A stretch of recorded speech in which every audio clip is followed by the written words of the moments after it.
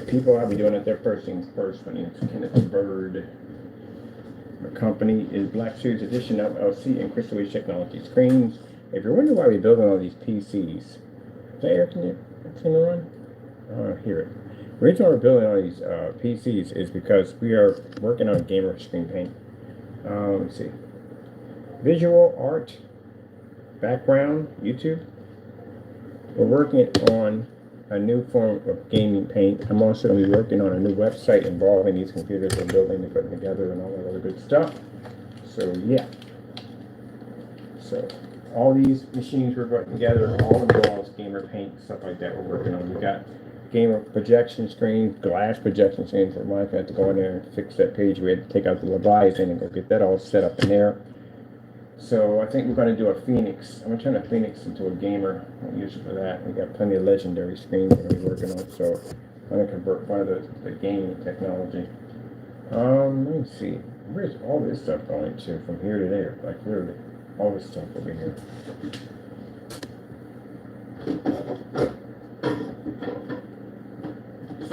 That's my summary. Working on this one. As soon as I get my cutters in, I can start working on that project over there.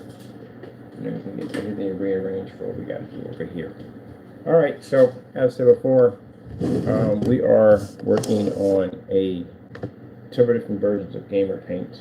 As a matter of fact, one of the computers I'm building, which is going to be my main gaming PC, it's going to have a screen coated. Where are you at?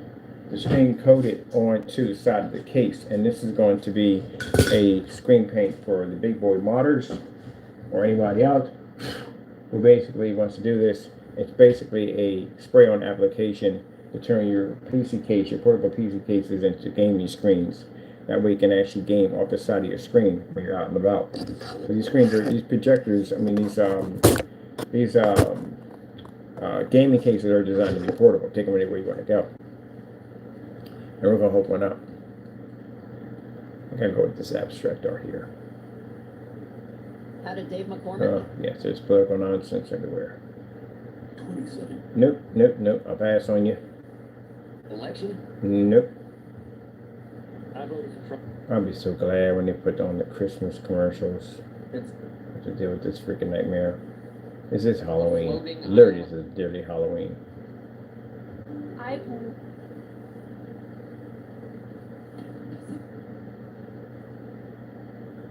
Ugh. Yeah, I'm definitely gonna get that commercial free on YouTube. Definitely getting that. I hate this stuff. Gotta go to the store, pick up some ginger snaps, some candy corns, and some cupcakes. Cause I'm gonna watch a great pumpkin Charlie Brown with some apple cider. Yes, sirree. I'll do that right when I get done all this first. But first, I got stuff coming in today. We got a lot of stuff coming in today. Screen's gonna be finished. It'll be paneled and done, painted, finished, completed. 235.1. Well, that part of it. We still got the Thunder boxes to install in, and we still got the Halo system that's going over top. So that'll be done. But each panel system will be finished and painted, so that'll be done. And then over here, boom! I already worked on it last night, so I came before I left, took everything apart, attached everything in, and we are done with having it already assembled. Not halfway assembled, it's not even near yet. Still got the zip ties all over the place, and we did put the fans in at the bottom, so they're all done in. Got to do a paint job on it. So that stuff you're seeing right there, that's just basically because the surface on this is like a really slick plastic, and we had to have something on it for the paint to be to gravitate to. So I got these really high fluorescent, beautiful neon colors coming in paints and these detail brushes. So we're going to do a beautiful paint job on this. We're going to color it up. The cables and all that, all colored up with UV paint. We're going to be doing our certain areas you can paint on your motherboard. Not every area, but certain areas you can paint. And we're going to color that up. This whole system's just going to glow in the dark. It's going to be gorgeous when we get done with it. Giant Pac-Man head in the corner right over there. And then what we're going to do is we're going to drill a little hole in his mouth, and we're going to put this clear PVC piping through it. And it's like pipe cleaner. And we've got these big round, don't get anything dirty out of this. They're like pellets. Normally use power pellets, but they're like ping pong balls. And we're going to convert those. We can glow in the dark and convert those into power pellets that'll wrap around the case, and we'll have the ghost chasing him in the background. So the ghost will be coming around here and the Zoop here. Pac-Man will be right there, and the power pellets will bounce from here, here, and around the case. Then we're going to put in the piping, which this one's going to have it too on this side too. This one's going to have, finish out the rest of the freezer unit, tape it all down with that silver paint, go back over again. It has 2 applications of icicles that have to be applied to it. And then once all that's done, we're ripping this off and taking that and putting that over there into liquid cooling tank. The power supply is going too, and we're going to upgrade this to a 3050 graphic card. We're going to slap a 100mm cooling system, which we're going to actually liquid cool our card in here. So I want the card to be liquid cool. It's a refrigeration unit. I got a cap that connects onto this. I got it connected underneath of the CPU, and it gives it a digital readout of temperature control. So this thing like a freezer when we get done with this. So this is still in progress. The fans up top, we got another set of 120mm. I do want to put it for the back of the radiators. This one's also too going to get the same thing. This one too is going to get an upgrade of a 3050 graphic card. It already has a big enough power supply on it to run it, and we're going to upgrade the RAM from 16 to 32 on both of them. I just want more RAM on both of them. So pretty much a little bit more of an upgrade, and that's basically about it. But this thing's going to look really crazy. It's going to have all kinds of different colors of splash design of neon all over it. My case is straight there. So that's what we're going to have on this one. I like that job I did over here with that corroded kind of look to it. That's all like glow in the dark. We're going to do the same thing with this. And then we're going to put our little action figures in there. We got Mario. We're going to put the pipe in PV system. I'm going to put the pipes in. I want the pipes to have a little bit like a bright green to them, but I want to have a little rusted look to them, like they've been there for a while. And we'll have Luigi and Mario and all of them in the different pipes and stuff. So I think that'd be pretty cool to set up. We got to bring our cutters in for that, and machinery to cut all that stuff up for that. The rotary equipment, we're going to do all that from the door. So it's going to be a pretty cool setup when we get done with it. But I like the open racks. When I was looking at this one, I was like, you know what, I like that open rack look. I'm definitely going to get rid of the case. So my buddy's going to pick up the case. He's going to mod it out, and I'm going to take the racks. The racks are cheap. How we have the PC up there, the motherboard, 2 screws. That's it. We got a screw here and a screw here. There's the taller paper roll we basically connect together. This can be turned into a piping system, which we're going to use a small piping system, then put the larger pipes around it. And we put a screw here and screw, strap them in from here to here, lift it up, and as it swings inward, because again, the video card rests here, we can just take this, and this adjusts as it pushes out a little bit with the zip ties and allows the board to stay flat with no problem. I can take it out with 2 screws and be done and modify it any way I want. The whole object is to get access to my parts anytime I want. I noticed when I had this one in the case, it was accumulating dust inside the case. That's why I told you at the end of the day, even though we have liquid coolants in there, we have fans for intake and outtake, dust is going to accumulate in the case. It's going to happen. And I only had these things running for a short while, and I had dust already in there already that fast. As a matter of fact, see it right there? That's dust. That's how fast it can accumulate. I got air cleaners right here. This building has an air cleaner. These vents here and here, they're designed for cleaning the air. There's one on the bottom floor too that constantly pushes air in this environment. So these environments are well ventilated. So there's air, constant cool air pushing in through here, and then we got these cleaning systems over top of us. I bought one over here. I got a cleaning system that stays on 24/7, and still dust will accumulate in areas you'd be surprised where it'll pop up at. That's why I explained to you at the end of the day, your console system, you have to be to get access to those areas to clean them, because if you don't, you're going to run the risk of your system overheating and burning out. And what I like about the open systems, easy to clean. I got a little vacuum cleaner under the table. It's got a little long hose on it. I'm done. It won't damage any of the parts. Got a nice little brush on it. Static free. Won't damage anything. Turn everything off. Vacuum out, and that's it. But yeah, you accumulate dust. You thought I was just busting on your system at the end of the day by saying, oh, well, you know, your systems are flawed because you can't clean them out. PCs have to clean their systems out too. These fans were only there for a short while. And look at that. Look at the dust already accumulated that fast. And I've got air cleaners in here that run all the time.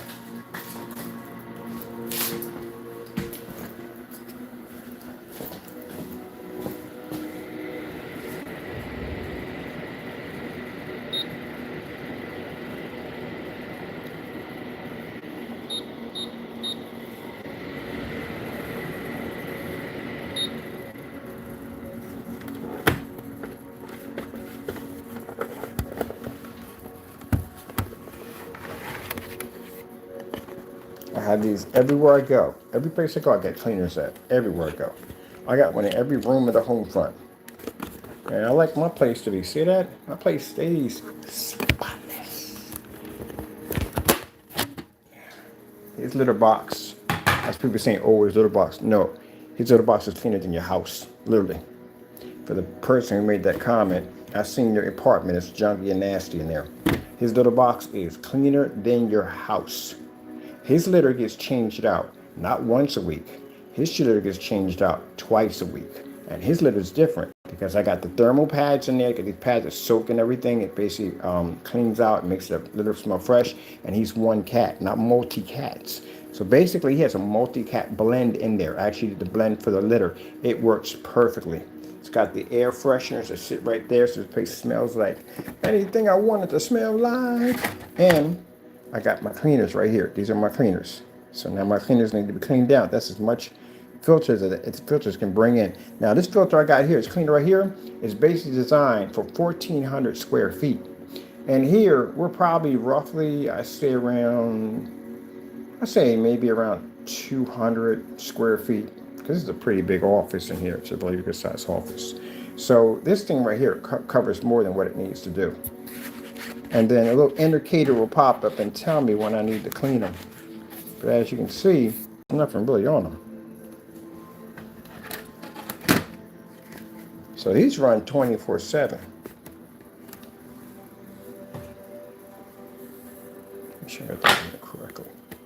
These are fantastic. Get some of these for your kids' rooms because, like I said, dust accumulates everywhere. There we go.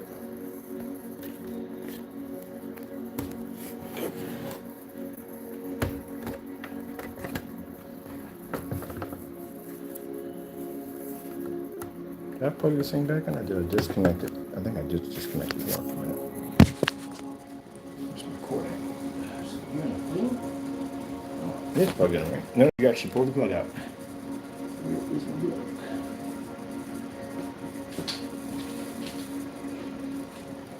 We'll be in Taco's den.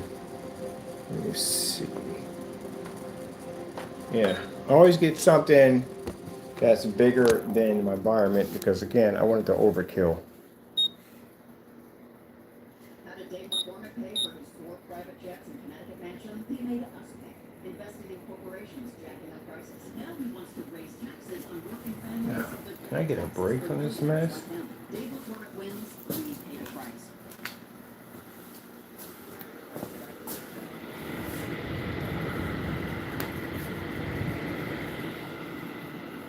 Looking at the light system.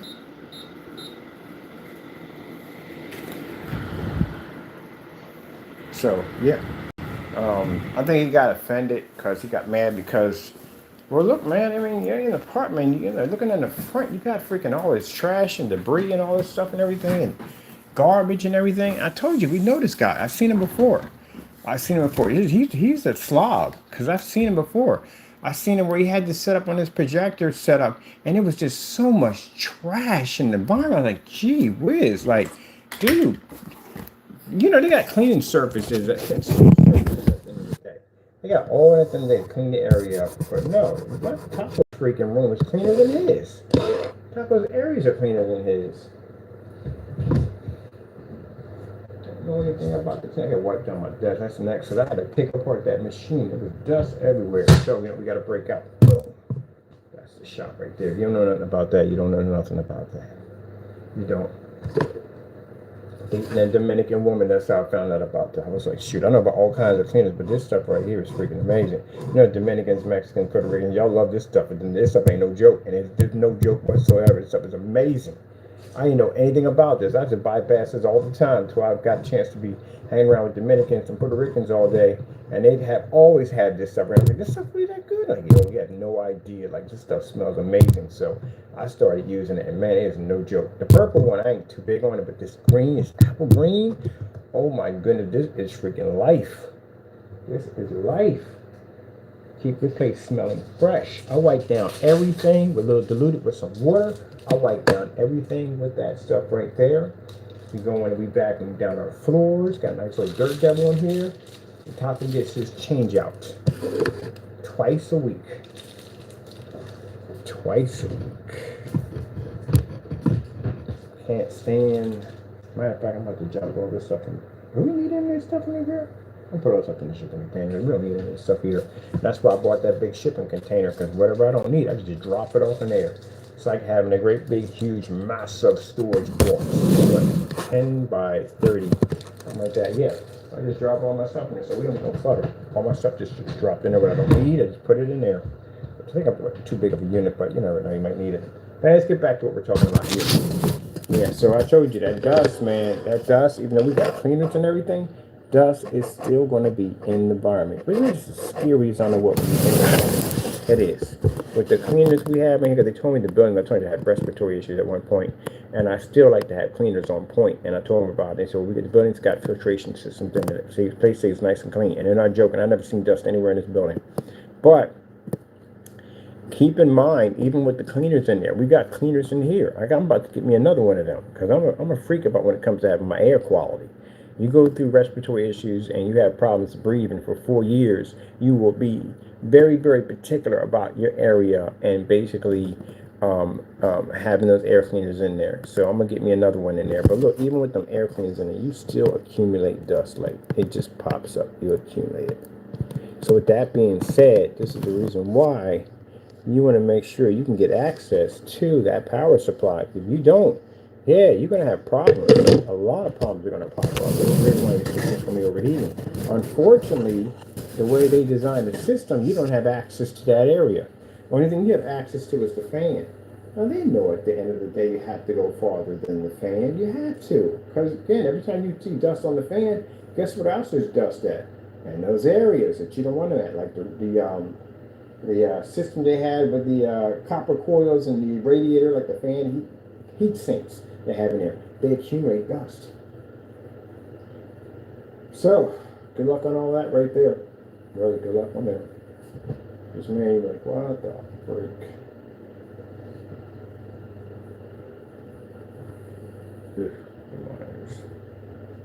Alright, so this is done. Waiting for the giant button. I can't wait for my button to get in. My button is huge. I got a huge orange button. I like the orange because the orange stands out. I got a big orange button for that one.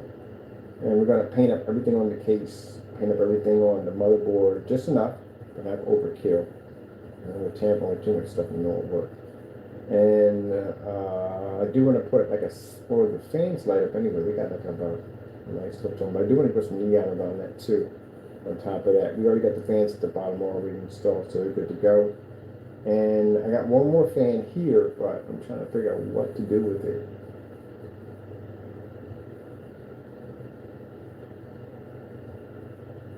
Honestly, I could make with that. I have an even here on the table. I got some of those boxes. Get a bar shovel, figure out what to make here.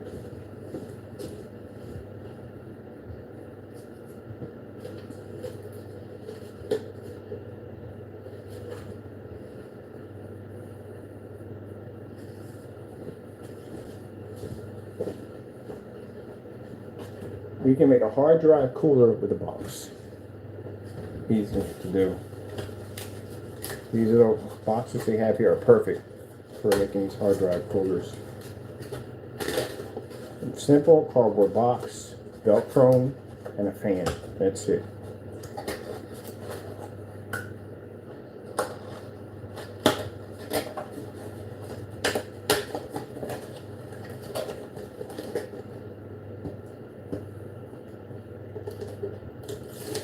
Also, we got the chasers coming in for this too. This thing has a chase system that runs all through it. So you want to light this thing up too. A nice chase system in there. All right, simple box. I know you probably just see box. I see hard drive case.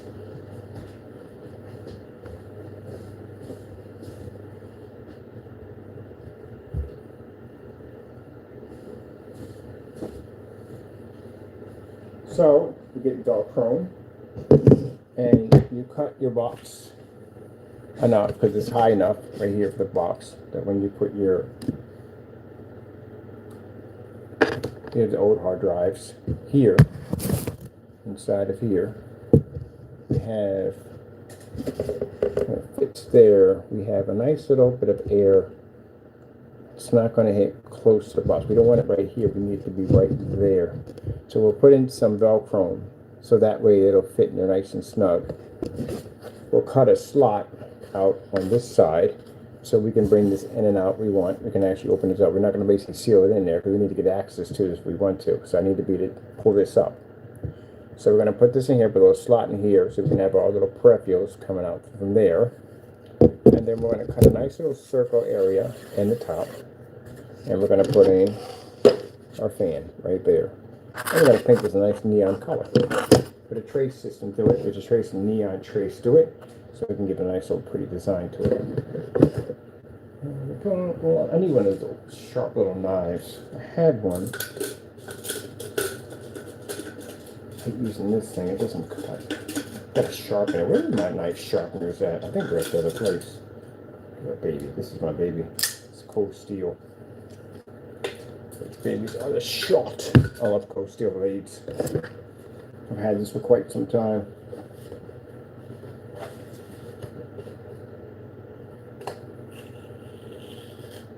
Oh yeah, this sharp, so sharp. Quick like a rock star.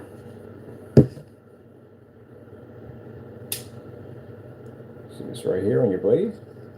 That little area right there. If you know how to use your weapon correctly, you know how to use it. If you don't, then it's useless to you.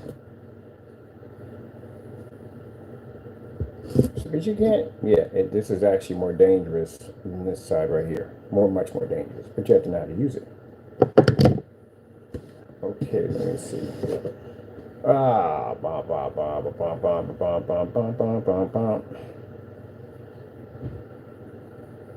Shouldn't be showing you this, but what the heck. So, when you hold your weapon, I hold mine this way, not this way, that way, because I fight martial arts. So tip right there. So basically when I fight, at the end of the day, I fight my hands moving this way, so to speak. So it allows me to different pinpoints. I can here. If I'm coming across, I can reach this way easier. It's right here, the side of your temple. You know how to use it right. But most people are like this way. I prefer that way instead.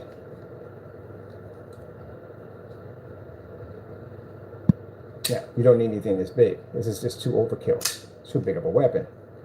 You can have something about that big. That's it. That's all you even need.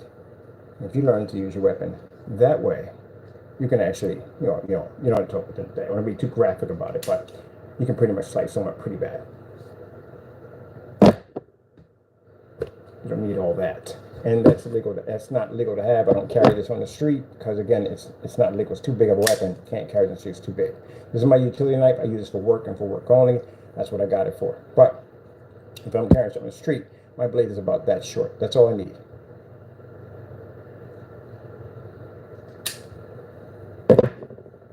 But most people, they hold it this way. You hold it this way, somebody come up with an inside block and push out, yeah, your hand's going to go the other way. You're done. That's it. I like that inside block. You bring it out, your hand up, come in, all your ribs, everything. Okay, let's stop talking about that. They get excited about that kind of stuff. Let's calm it down. Let's get back to PCs. All right, I'm going to finish working on this thing right here and get this done. All right, there we go. Let's see. As kind of told you, I was raised by my father. He's military, and I went to met a very interesting guy when I was in the hood. Lost a Saturn system too on top of that, which I didn't think that we had anybody in the neighborhood trained like that. I never would even think. Found out there was a lot of people in the neighborhood trained like that. A lot of people. So I'm thinking that they're pretty much all Asian, that's what I'm thinking. I didn't know at the end of the day. I mean, it's my naivety at the end of the day, but yeah, this guy in the street, he was trained in martial arts. He was actually a grandmaster. He was around when all the old school fighters were coming over to the U.S. to get some fame in Hollywood. And some of them came down here to open up schools. Now, mind you, at the time, him being African American, he couldn't go to these schools because he was the wrong race. Sorry, but that's who I was. Didn't let too many of our kind in.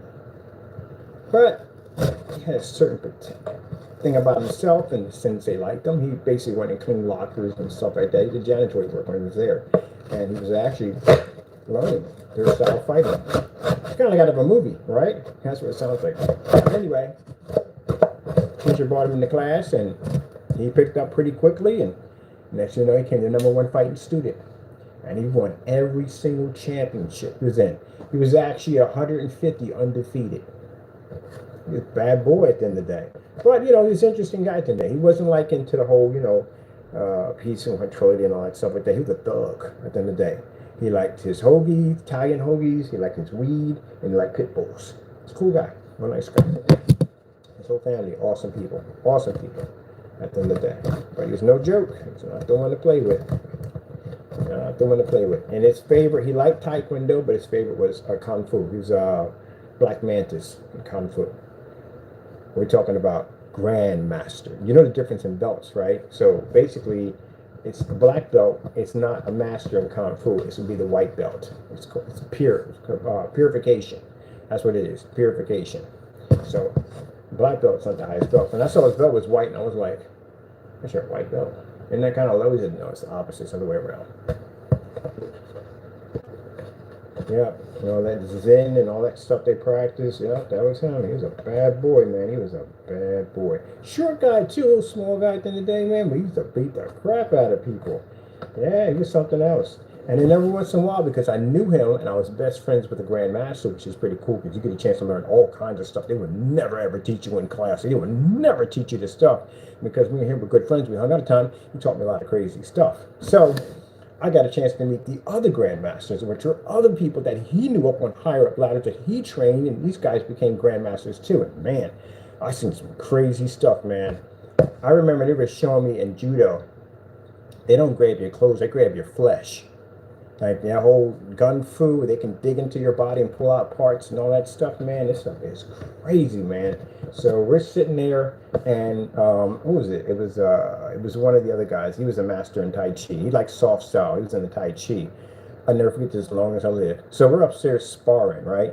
And he's showing me like these different moves. He said, "Look, I'm gonna show you something. Just don't freak out." And I'm thinking like, this is gonna be pretty cool. They're gonna show me something like I've never seen before. So basically, he had caught me in a position where he had me, my body was, he was actually under his arm, but he had me underneath his arms locked underneath my chest, and he pushed his weight out. Now, most people don't do that. They try to hold steady so they can hold that person. No, he moved his legs out, which means I came crashing down on my stomach and face, and he was on top of me. And what he was doing was he was listening to my heart rate. So he was meditating. He was turning his body into stone, which means he was controlling his weight. I was being crushed by his body.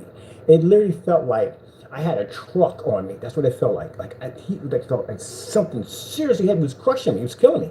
And he was basically, every time I would breathe, he would basically pull his arms in, and he would restrict in my air.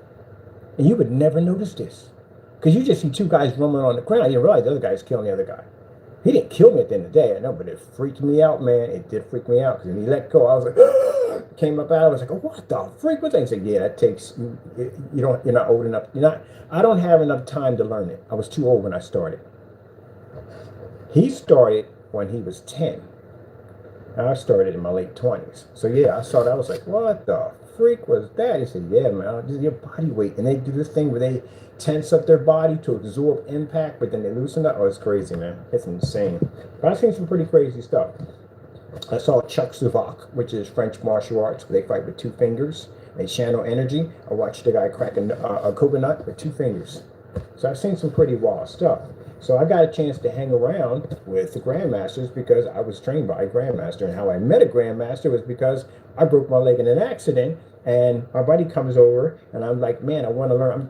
They got me on all these medications. None of it's working. I'm still walking on this cane. They're telling me I got to take years into therapy. And a friend of mine I was talking to at the laundromat, he's a Chinese guy, and he was like, you got to get into some kind of like martial arts or something like that. I guarantee, man, it can fix that problem, man. The stuff you're giving me is just going to sit in your system, is going to cause more problems. He was in the Chinese medicine. So me and him got to talking. So where am I going to find somebody in North Philadelphia that's in the martial arts? And he won't train me, and none of the other ones won't train me, so I couldn't find anybody. And apparently I'm up there calling around at schools and stuff like that. And I don't like the school too much because I want to be trained one-on-one. That's what I want. And I'm not uncomfortable with being in a room with other people, that too on top of that. And the guy, one of my buddies that I met in a park with pit bulls. That's how we met. We met with pit bulls. I was walking my pit bull, he was walking his pit bull, and I told you how we bumped into each other. How we did it on the same block. We lived right up the street from him, which was crazy. And we both had, one time we went to go pick up my medication, came back, he said, "Your last name is Bird?" I said, "Mine's Bird too." And I said, "Oh shoot." So we were meant to be best friends. So we became good friends. But he knew a grandmaster in the neighborhood, which, I thought he joked around a lot all the time. He came to, man, this is how far back it was. This is when the Sega Saturn system was big, how far back it was. So I'm sitting there playing the game system. He comes over and says, "Yo, man, you really serious about this whole grandmaster thing? You want to martial arts?" I said, "Yeah, I want to learn. I want to learn." "Why, you know somebody?" He said, "Yeah, I do know somebody." I said, "He lives right in the neighborhood." And this is the funny thing about it. I bumped into this guy many years back when I was walking my pit bull. I think I had Tigger. He was 6 months. And this guy was sitting outside. I was a short guy sitting outside with boxing shorts on, flip-flops, and a fly tapper. And I had a stun gun in my pocket because I carried a stun gun just in case somebody was trying to take my pit. He wasn't at that point yet. He didn't come out yet. He wasn't ready to defend himself. I had to defend him. So as I'm walking up, I see this guy, and he asked me about my dog and everything. We get to talking back and forth. I'm thinking, this guy trying to take my dog, man. I had my stun gun ready, man. If I had hit him, he would have killed me. But it's interesting how people meet. So I'm sitting there having a conversation with him. I got my hand on my stun gun just in case we try to leap, right? And then he said, "Yo, man, I want to show you something." And I go look in the alleyway. He got these two big American pit bulls. They're all white, gorgeous, beautiful pink nose. And I'm like, wow. I said, "Man, I'm kind of envy, man. I'm super jealous." I said, "By any chance, if you had pups, can I get one?" He said, "Yeah, I'll get one. I'll get one. Just let me know. Just come through. Just come through."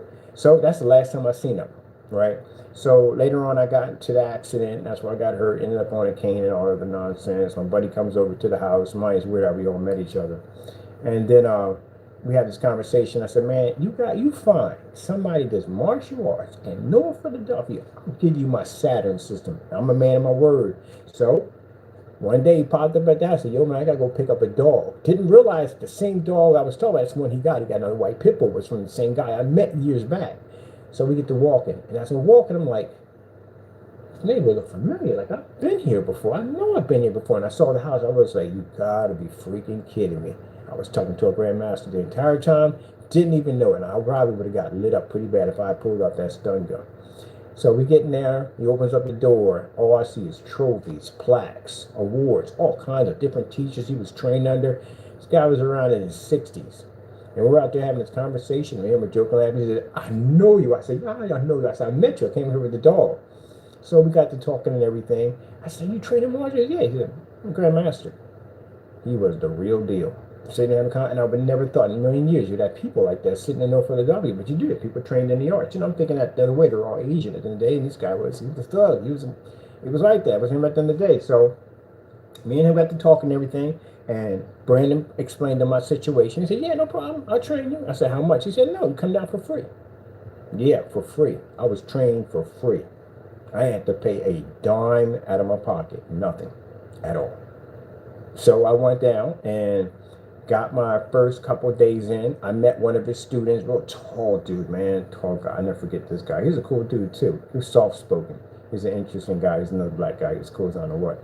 Me and him used to hang out a little bit here and there. He was training me too. He's helping me out with some of my forms because for some reason I couldn't get my feet right. I couldn't get my forms right. I couldn't get my hands right. I was making all these mistakes and stuff, and he was helping me in class and stuff. So I went down there and kept going down there. He was showing me these stretching techniques and stuff like that. And sooner or later, no cane. Like, I was actually walking without the cane. God was actually right 100%. So that being said, that's why I got into it. I didn't get into it at the end of the day because I lived in an ultra-violent neighborhood and I needed. No, I carried a sidearm. I had pit bulls at the end of the day, and people knew me in the neighborhood, so I was good. I mean, it's my stomping ground, so I was good with that. But other than that, I got into it because I got hurt in an accident pretty bad, and I didn't want to walk for a cane for the rest of my life. So I remember I got I got in two different accidents that almost caused me to go paralyzed from the waist down. One, I slipped off a sheet of ice and came down the back of my neck. That was the one accident. The other one, I got hit by a car and ended up getting 3 pins in my kneecap, and that's what the doctor told me I wasn't going to walk anymore. So I had went through this twice already.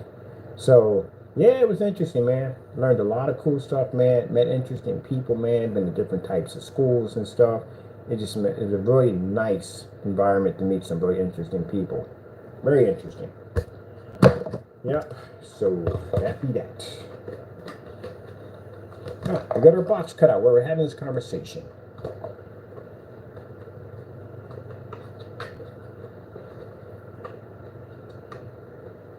Now I know this was kind of jagged, but we don't care about that because we're gonna put a frost look to this. It's gonna be not the silicone. I want to do a different kind of frost look to it, and we want it to look more cartoony. So basically, we're going to do a nice little frosting unit because we're doing this for the ice box for the hard drive, so it doesn't really make a difference. And I'll show you how we do all that. So yep, that's how I got into it, and you know, anything I do, I take it 100%. That's what I did. I took it 100%. I trained every single day. I lift weights every single day. I did my jogs, my runs, all that stuff, everything. Weights on, the whole 9 yards. I do everything I do. I take it top notch. That's what I do.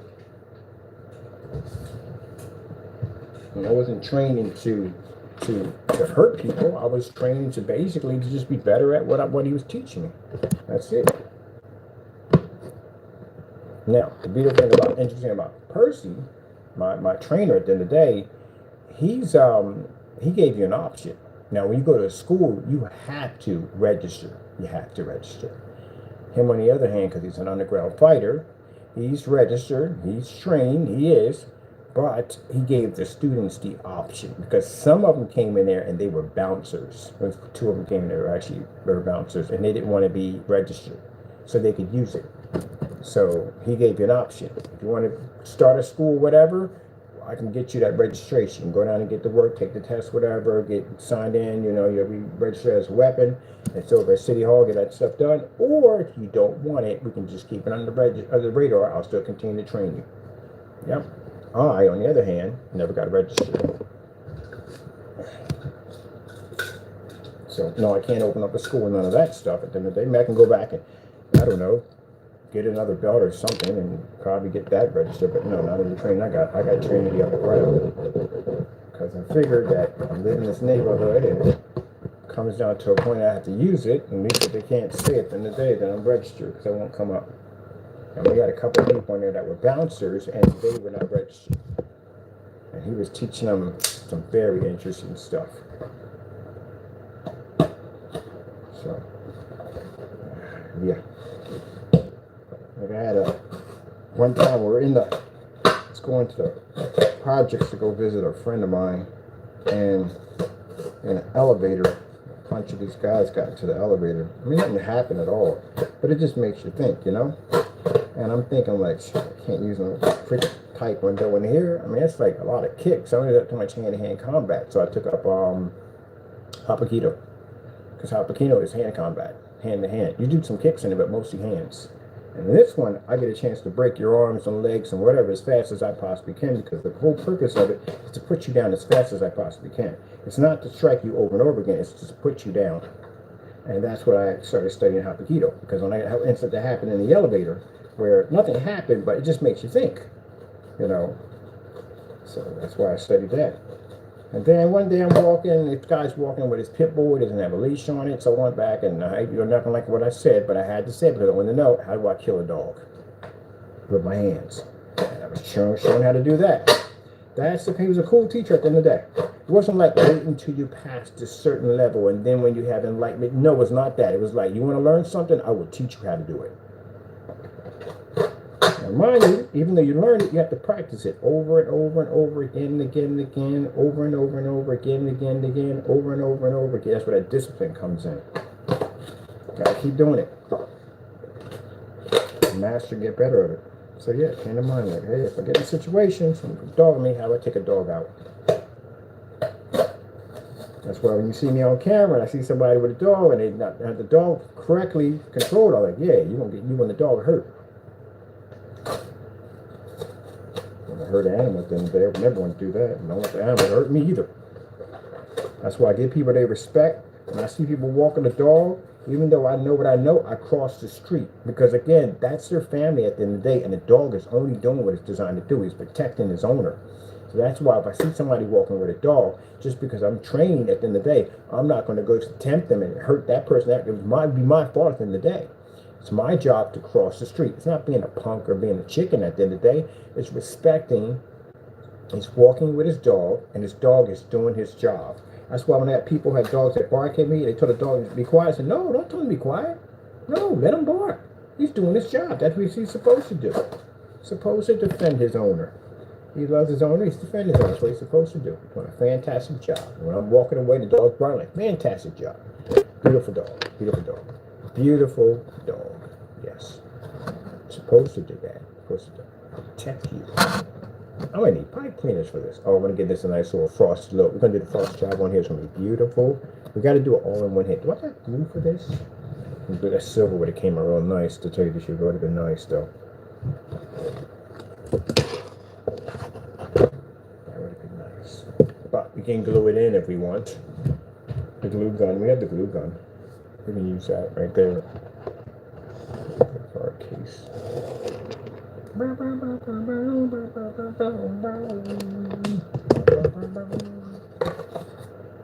Oh yeah, he's just doing his job.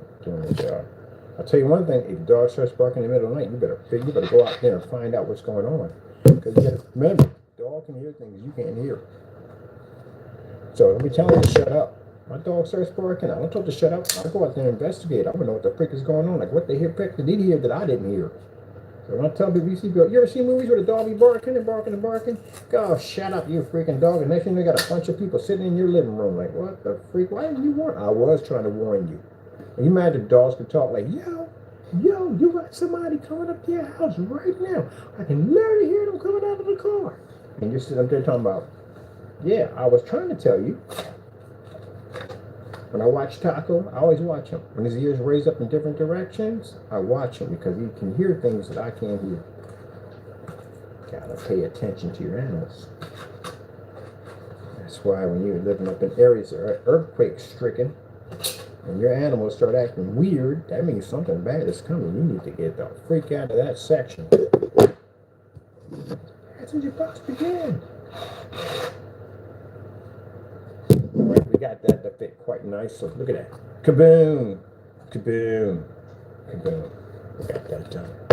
Now we're going to do our little frosty tips. Our frosty tips. Gotta go to the box of junk. I had a box of junk. I love my box of junk. Okay, how do you find anything in there? I just do. I just do find stuff in there. This is your best friend for your mods, the corky. It's fantastic. We're going to be using this to make our iciness. Iciness. We want this to look cartoony. I want it to look like you know how you got that, I love games that are made like that. The way they make not Bioshock, Borderlands. I love games that are made like Borderlands. I love that look to it. So we got to give it a nice little frosty look to it, so it looks extra frosty. And we definitely need some glue with this. Oh shoot.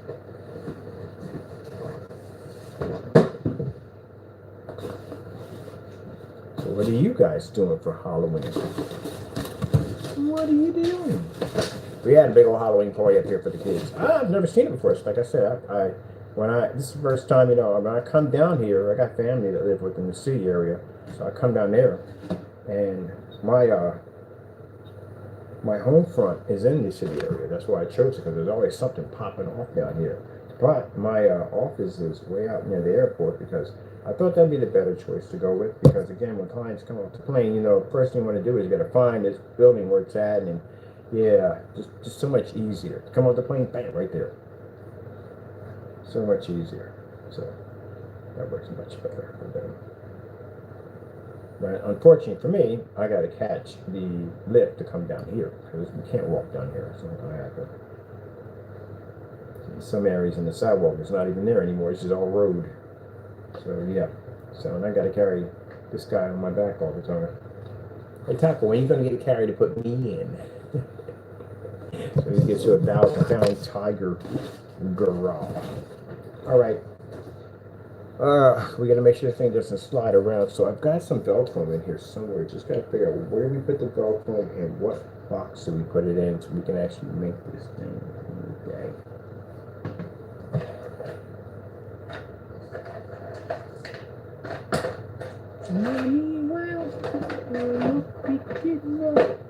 Alright, where you at?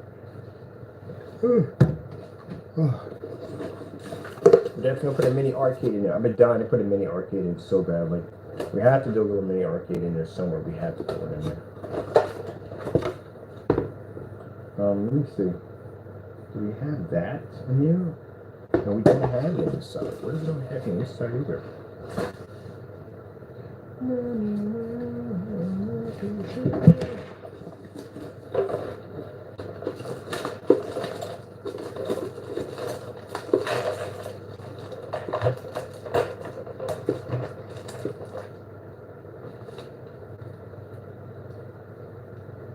Question. What is the purpose of you? Oh, it's double-sided tape? Where do we get this? Oh, we got double-sided tape in here. Ooh, just make it stay in one spot. Yes, sir. Oh, we can't use this right. We can't use this. We gotta paint the case first. Can't paint the case with a motherboard in there and with the for a drive in there. It's not gonna work. All right, we got something to make sure it stays in that spot.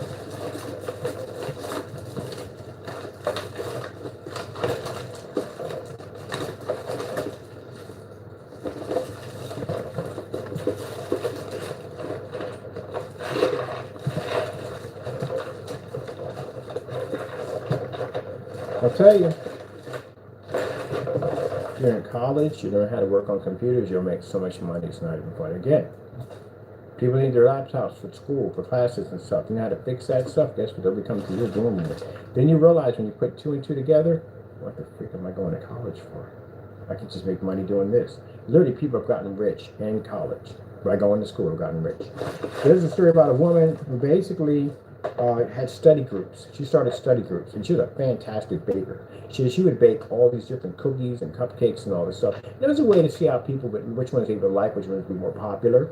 And she would bake all these cookies and stuff, and people would always go to her study class for these amazing cookies. Guess what she became? Yeah, she opened up a couple of bakeries up in New York City, and now she's rich. It's interesting. You'd be surprised. People get rich in college. Guys who made Mortal Kombat, they were programmers, they decided to take a little gamble and basically take the college money that they got and basically invest it into their game. And look what they turned out to do.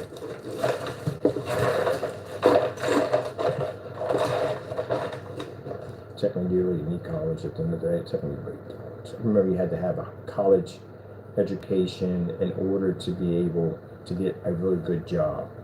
That's you had to have it. And now today, you can go on YouTube and get rich. You can basically, anything will get you rich today, pretty much. If you put the time and effort into it, you can. You know? People now want weird exotic foods. They want something different at the end of the day. I've literally had a Captain Crunch milkshake. That was the best thing I ever had in my entire life. Someone came with an idea like, I wonder what this would take them with this. And next thing you know, they got a little truck, hooked it up, and bam. Yeah, Captain Crunch milkshake. It was really freaking good. I wonder if they made a Lucky Charms now. Most of the foods you have right now, Famous Amos, all that stuff today, that stuff was just made out of somebody's kitchen at the end of the day.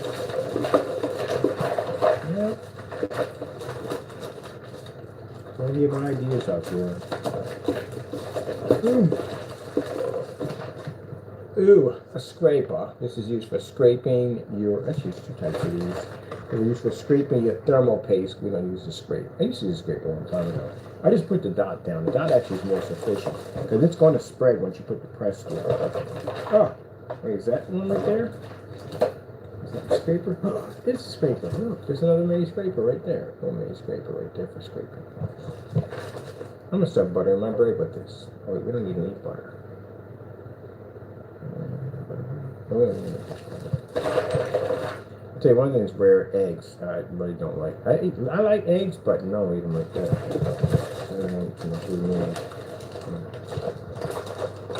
Jimmy want to talk. I eat chips every day. We got the sticky tape. We got the match sticky tape. Right there. Alright. Now, we have our box for our hard drive. Oh, bam. We got the sticky tape to keep it inside. Right? Waiting for our parts to get here. Gotta go to Rite Aid and pick up some junk food. Because you got the Great Pumpkin Charlie Brown coming on. And I do plan to try the Great Pumpkin Charlie Brown. I like the Great Pumpkin Charlie Brown. Well, one time somebody was like, you shouldn't watch cartoons, you're a kid. Grow the freak out. I am growing up and I'm going to continue to watch cartoons to the day that I die because I love cartoons.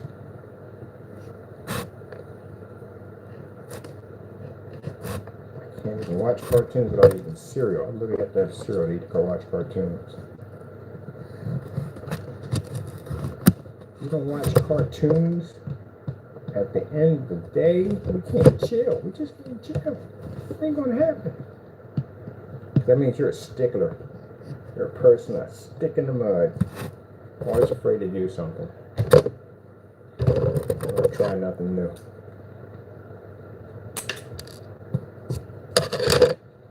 You're one of those people that worry about what people think. Well, your life is a prison, isn't it? It's literally a prison. You're worried about what other people think. You're afraid to live your life. It's your life at the end of the day. You know that, right? Now, you know that, right? There are people that are afraid, literally, about what other people think. Because you're afraid people are going to laugh at you. Who cares? Get one life and that's it. You're worried about somebody else, what they think about you. That's why I admire people. When I see people coming, I saw this person on a scooter, and she having this big old panda hat, so in a giant panda hat, like the Japanese anime hat, when she was Korean, but that giant panda hat was freaking amazing. And I come like, yo, that's freaking sick. But then they said, thank you. Yeah, I like that kind of stuff. I like people that can do that kind of stuff, think outside the box. I like people like that. But if you're going to be around me, you're not going to understand at the end of the day, I'm a person that's outside the box.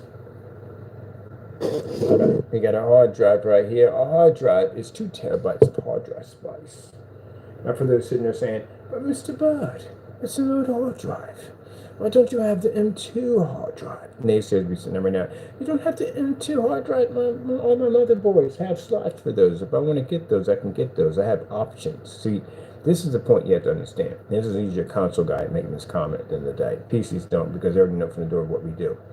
So it's the console gamer who feels at the end of the day, why don't I have the M2? Let me explain to you. M2s are quite expensive, but I do plan to have an M2 on my system. Not here and here, we don't need them. But on the submarine unit, Deep 6, we'll have an M2 because it's an experimental case. Now, as for the gaming PC that I'm building that will have a screen on the side of the case itself, will carry an M2. But not only an M2, a 4 terabyte M2. But the beautiful thing about my system is I can go SATA, solid state drive, hard drive, or M2 if I choose. So that means I can have an additional 10 terabytes of hard drive space on my system with another 4 terabytes of M2 on it at the exact same time, where you can only have one. Alright, let's move it up from there. Just want to put that out there. We have options. That's the whole thing about PC. Options. Options, options, options, options, options.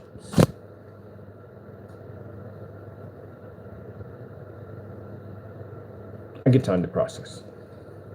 Why we get this usually from the angry console gamer. We know who contact me and say, how dare you?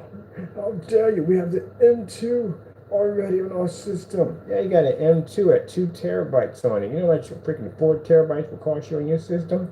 You know how much it cost me on mine? A lot cheaper than you, and on top of that, I can liquid cool my unit. You can't do that. And mind, the M2s actually generate a ton of heat. So guess what? You got that sucker compressed in that little box at the end of the day with that heat coil system sitting on top of that. Is not going to work at all, period. Even if you got the heat shields in there on top of it, that's still not going to work. Where else is it going to heat go? If it's designed to absorb the heat, it's got to go somewhere.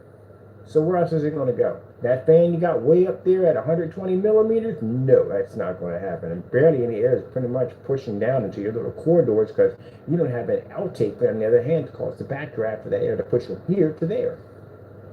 There you go. There you go. So just so you know, yeah, you have to have, those things have to be cooled. I was looking them up. Even hard drives get hot. My hard drive under my case literally got so hot it caused my system to go shut down. So with that being said, I had to go in and remove it out of the case. Now, for that particular case, as I said before, that hard drive was perfect where it was at, but because I turned it into a gaming PC and I was actually pushing that hard drive a little harder than it used to being pushed, it had some overheating issues going on in there. And with that being said, that means that I had to go in and change the system, take it out, put it into a much bigger case to allow the hard drive to run better, which it did. I never had that problem ever again. But you, on the other hand, have a much bigger problem waiting for you, because you have a system that has very serious heavy-duty parts in it, and you have no way to cool it down except for a 120 millimeter fan. I guarantee that's what's sitting on it right now. I'm willing to bet there's 120 in there. You know why? The size of your case. There's no way there's a 140 on that thing.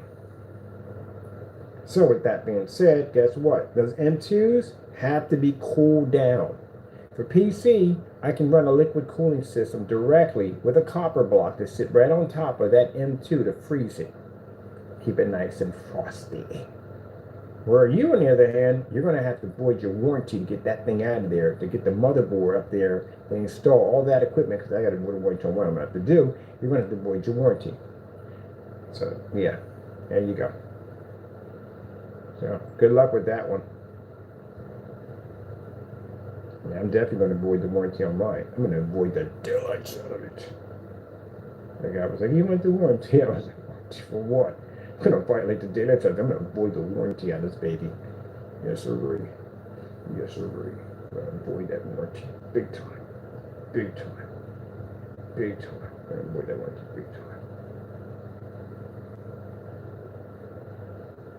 But if you do that, you know, you can't, who cares at the end of the day? At the end of the day, just get another one and just basically mount them out next. We don't care about your stinking warranty. We don't care. We don't care. Oh, you're gonna set the box up this way? No, it's not like flat, right? It's the power supply in there. This should fit the power supply. That should work, yeah. Yes. I will avoid your stinking warranty and think nothing of it. Nothing of it. Then we get outside and the guy was like, you mod systems? And I was like, yes I do. Make a little money while I'm in there. Because they don't want their systems modded out. They want them J-tagged, all that stuff at the end of the day. You get a chance to meet a modder and that's gonna mod your system. I'm like, yeah, I'll mod your system.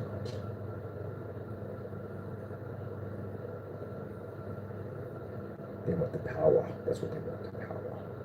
Now see, my sister's husband, or boyfriend, or they've been together that long, might as well be husband. He got the regular, he got your PlayStation system. He got your PlayStation system that's just regular. That's it. There's nothing at all. I got the 6 gigabytes of hard drive space. That's it. That's all he has on it.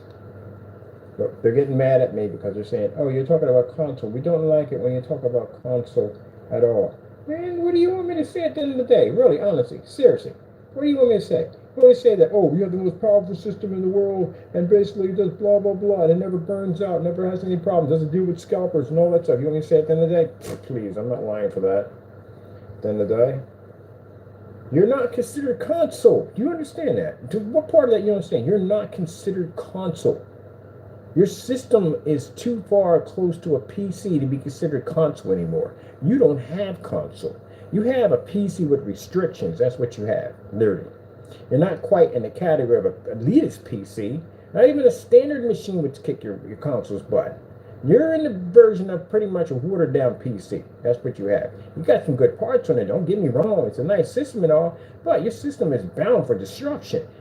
Your cooling system, that thing, it's garbage. It is. You don't have proper ventilation in those units. You don't. That's why, as a matter of fact, let's dig this up. Let's go over to YouTube and let's pull up the PS5 and the brick craziness that went on when the system was bricking like crazy left and right. Because for some reason, some people seem to have amnesia when it comes to this part. You don't remember your PlayStation 5 console bricking left and right?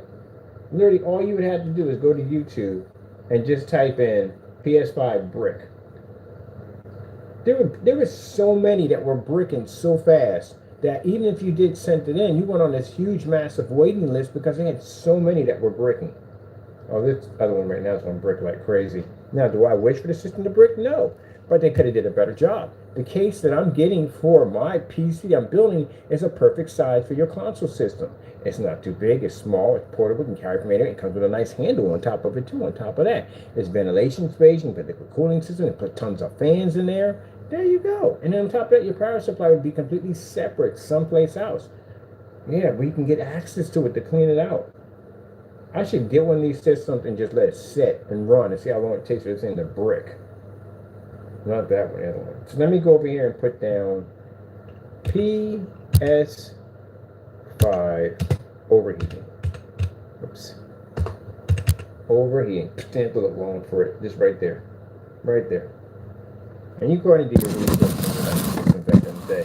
Your systems overheat like crazy. And when they overheat, they shut down. You know what they give you in your freaking on how to get the best uses out of your machine? You can't play it for certain periods of time. You can't play heavy aggressive games because this will cause your system to have all types of problems. But you know, some of y'all, I'm not saying all consoles people are like gamers are like this because some of y'all know. I told y'all all the time, yeah, we know the system should be in better and bigger system, more ventilation system. These are the people in the day that will take the system apart and fix it, make it better. But other people, the more other fans, will sit up there and basically, oh shoot, yeah, talking about the liquid metal overheating. You're gonna have all kinds of problems with that. And the thing about it is, those particular ones truly believe that Santa Claus exists. That's how well dense you are at the end of the day. That you believe this. You believe the system's not going to burn out, whatever, this, that, and the other, and blah, blah, blah, blah, blah. This system's different. This system's different. This system's different. It's the same thing. Your system's going to burn out. You have to have it in a well-ventilated area. That liquid metal, you think that's going to help your system at the end of the day? No. It's not going to help your system. I can put liquid metal all day long on these systems at the end of the day. Guess what? They still run the possibility of burning out proper fan systems on them or any kind of refrigeration unit to keep them nice and cool. You're still going to have to have fans or liquid cooling to keep them cool. Because that liquid metal doesn't do jack at the end of the day unless you have a good cooling system sitting on top of it. And liquid, and for what you guys are running, if you're running freaking a GPU that's the equivalent to a 4060 and it's combined into one chip, you know how much of a nightmare that is? Keep in mind with PC, that right there is my GPU right there. This is my GPU right here. Or if I want to do onboard, that's my GPU right there. But this is my GPU, dedicated graphic card, and then right here is my CPU. You notice they're separate, but on your system, now the 360 had them separate, but for some reason they put the GPU and CPU in the same chip. Yeah, good luck with that one. And here you go. Here's your Fiasco Circus Ride of burnout. PS5 overheating. They use liquid metal to try to fix it. You got poor ventilation systems right here.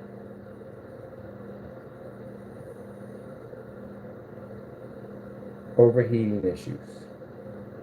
This is all overheating issues. So let me get this straight. I'm the only one right now, or unless everybody forgot, that is talking about this system doesn't overheat. It does overheat. Look at this. There's bunches of stuff I'm showing this machine overheating over and over and over again. The fact that you purchase a system and the fact that you have to do a YouTube tutorial video how to fix it is sad. And some of these things were bricking from day one. The person opened up a box, turned around, played a couple of games, came back, and all of a sudden got some notice on the screen telling, guess what, your system's shutting down. Look at this mess.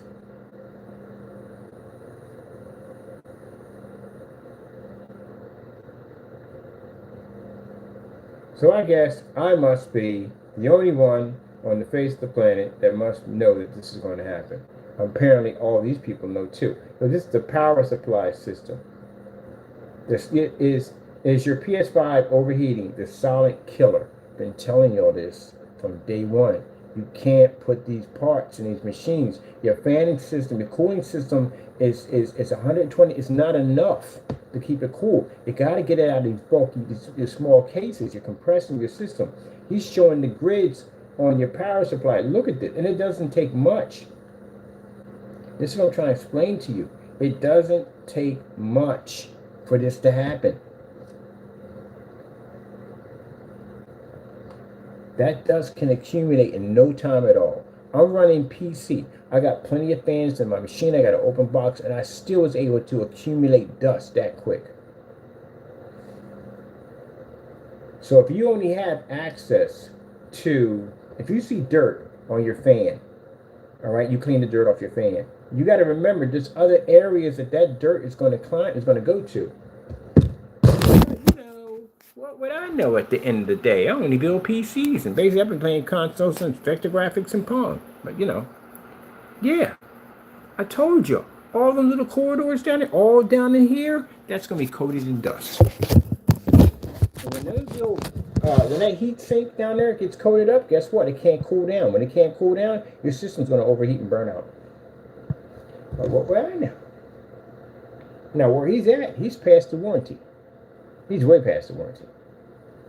So you have to go in there to clean it. And for those of you that are afraid to go into your systems and clean them out, well, guess what? It's going to burn out. That's what's going to happen.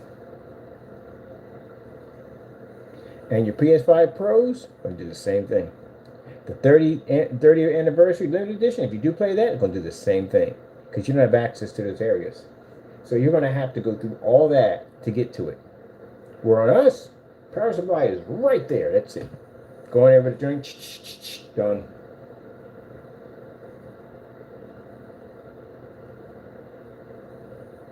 Careful with them tabs, though. He's good. He knows what he's doing. This is where your M2 stick goes right here.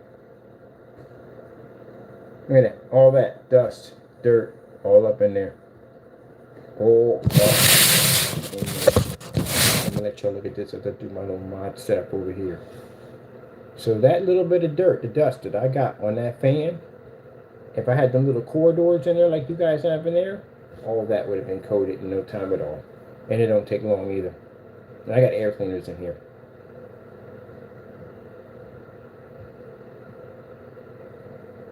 Now here's the kicker. If you learn how to build a PC, you can open up and go in one of those babies and do whatever you want in the day, because guess what? It's built just like a PC. Same thing. But some people refuse to want to learn that because they feel if they learn how to build PCs and work on them and all that stuff, then you're basically retrading your console. You're going to have to learn to work on the machines anyway. Because again, this is at Zero Leap, when you go work to a system, it'll look just like that on PC. Not just like that, but close enough to it.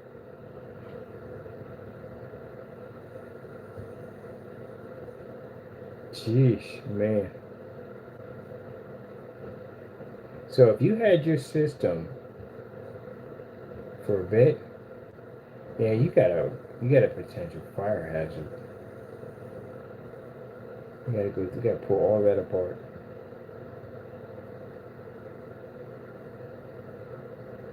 Giving you some anxiety attacks right now? Yeah, well, that's what happens with a console.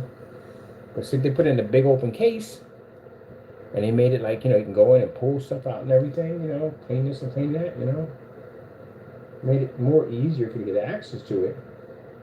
Then, this would make it a lot easier for you to clean your systems out. And they keep trying to think like, all you gotta do is just get to your fan and clean out your fan. And that's basically about it, and you should be good. No, you won't. You gotta go past that warranty. Your freaking power supply is gonna be cluttered. Oh, your power supply is gonna have all kinds of issues. Yeah, I'm going to tell you all. Yeah, you're going to have to go and clean that out. You're going to have to.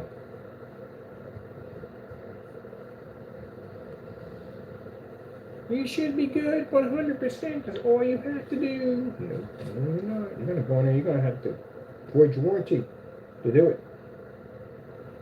Definitely going to void your warranty.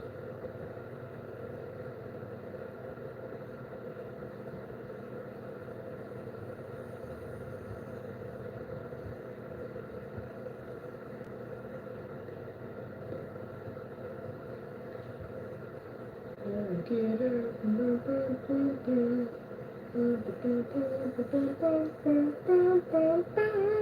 Everybody, sunshine day. So, I'm not trying to rank on your console system at all whatsoever. I'm not. I'm just telling you what's going to happen. It's interesting how you'll tell people about this stuff and they'll get mad at you like, oh, you're just trying to bust on my console. No, I'm telling you what's going to happen. So you're sitting there and your system is either blinking, flashing, or not even cutting on. Just remember, I told you so. I'm not trying to basically bust on your console system. If the system is too compressed, there's no air pushing through that thing. There you go. Enjoy. That's what's going to be coming up to you, to a theater near you. That's literally what you're going to consume. It doesn't make a difference if you got air cleaners or not. Dust is in the air. Look at that. Look at that. That's all that dust that blew down from the fan transferred it right to there. So if you've only been cleaning the fan, this is what's waiting for you inside your box.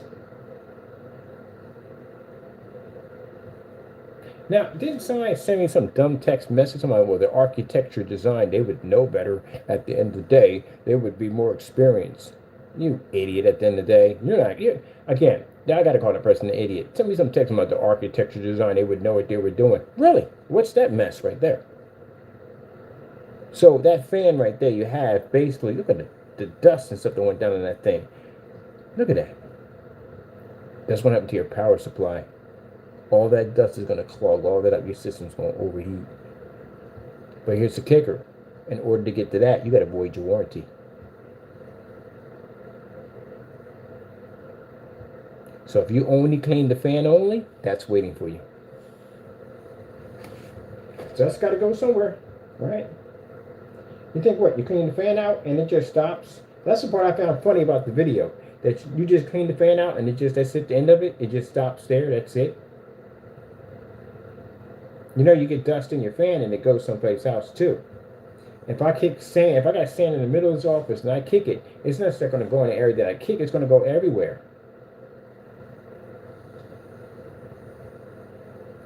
Those of you who had your systems for quite some time and you have not cleaned those things out, that's what's waiting for you right now. Those of you who basically have just been cleaning the fans only, that's what's waiting for you right now in your box. And the only way you're going to be able to get access to that is you're going to have to void your warranty to do it. That's what you're going to have to do. So, I can't tell you. Look, man. I used to mod consoles all the time. I saw them when I opened up my own cases. I saw how dirty them things got inside. I was like, yeesh. Man. So I'm on two eyes. I'm just trying to be mean to you or whatever you feel that's coming out of it. I'm just telling you from personal experience, man. I've been inside of my own cases, man. I've seen this stuff.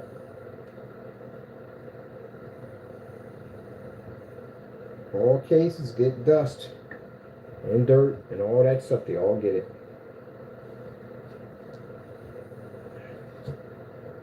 Just the more compressed your system is, the more problems you're going to have of basically trying to keep it clean. That dust is going to get into more places. It's going to build up faster because it's in a more compressed area. That's what you're going to be dealing with.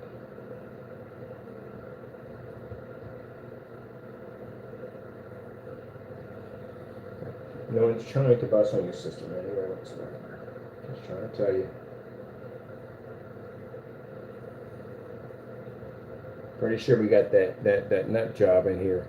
They've been sending me text messages. He's in here probably. Tell me, he doesn't know what he's talking about. The architecture design. Yeah. When he said 44,100,000 something, he said something dumb. He said out of his mouth. Yeah, okay. I told you already from the door. Okay, we need a fan on this thing. Out of here. You're going to have that issue. Your dust is going to accumulate. Pieces used to have these things that would come out, these little screens that would slide across, and you could basically pull them out from the side and clean them down. This would keep any dust from entering to your PC. But those things became a headache too. These little filters were a nightmare, man. Yeah, to constantly keep going in and scrubbing those things down. You'd be surprised how many times you have to scrub those things down.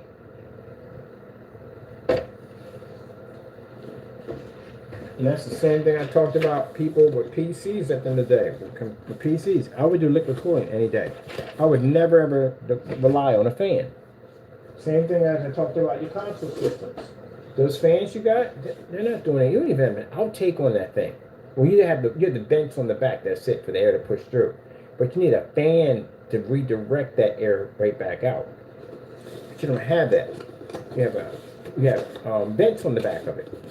But you got to remember, your systems are going to basically rapidly burn out in the hotter in the wintertime. Those of you who live in areas where you can run air conditioner 24/7, you got it a little better. But if you're running in an area where you live in a state where basically you're going to have cold weather and you're going to have to turn the heat on, guess what happens? That same heat in that environment, it gets sucked into your system, into a system that's already overheated and pushed right back out to be pushed right back in again. That's why you need that system right here. You need these right there. Because it doesn't make a difference if the heat's on in here, no matter how hot it gets in here, they're always going to stay nice and cool because it's a refrigeration unit sitting on top of my unit. That's why.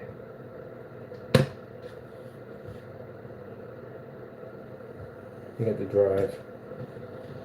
But for some reason now you got to pay separate for it.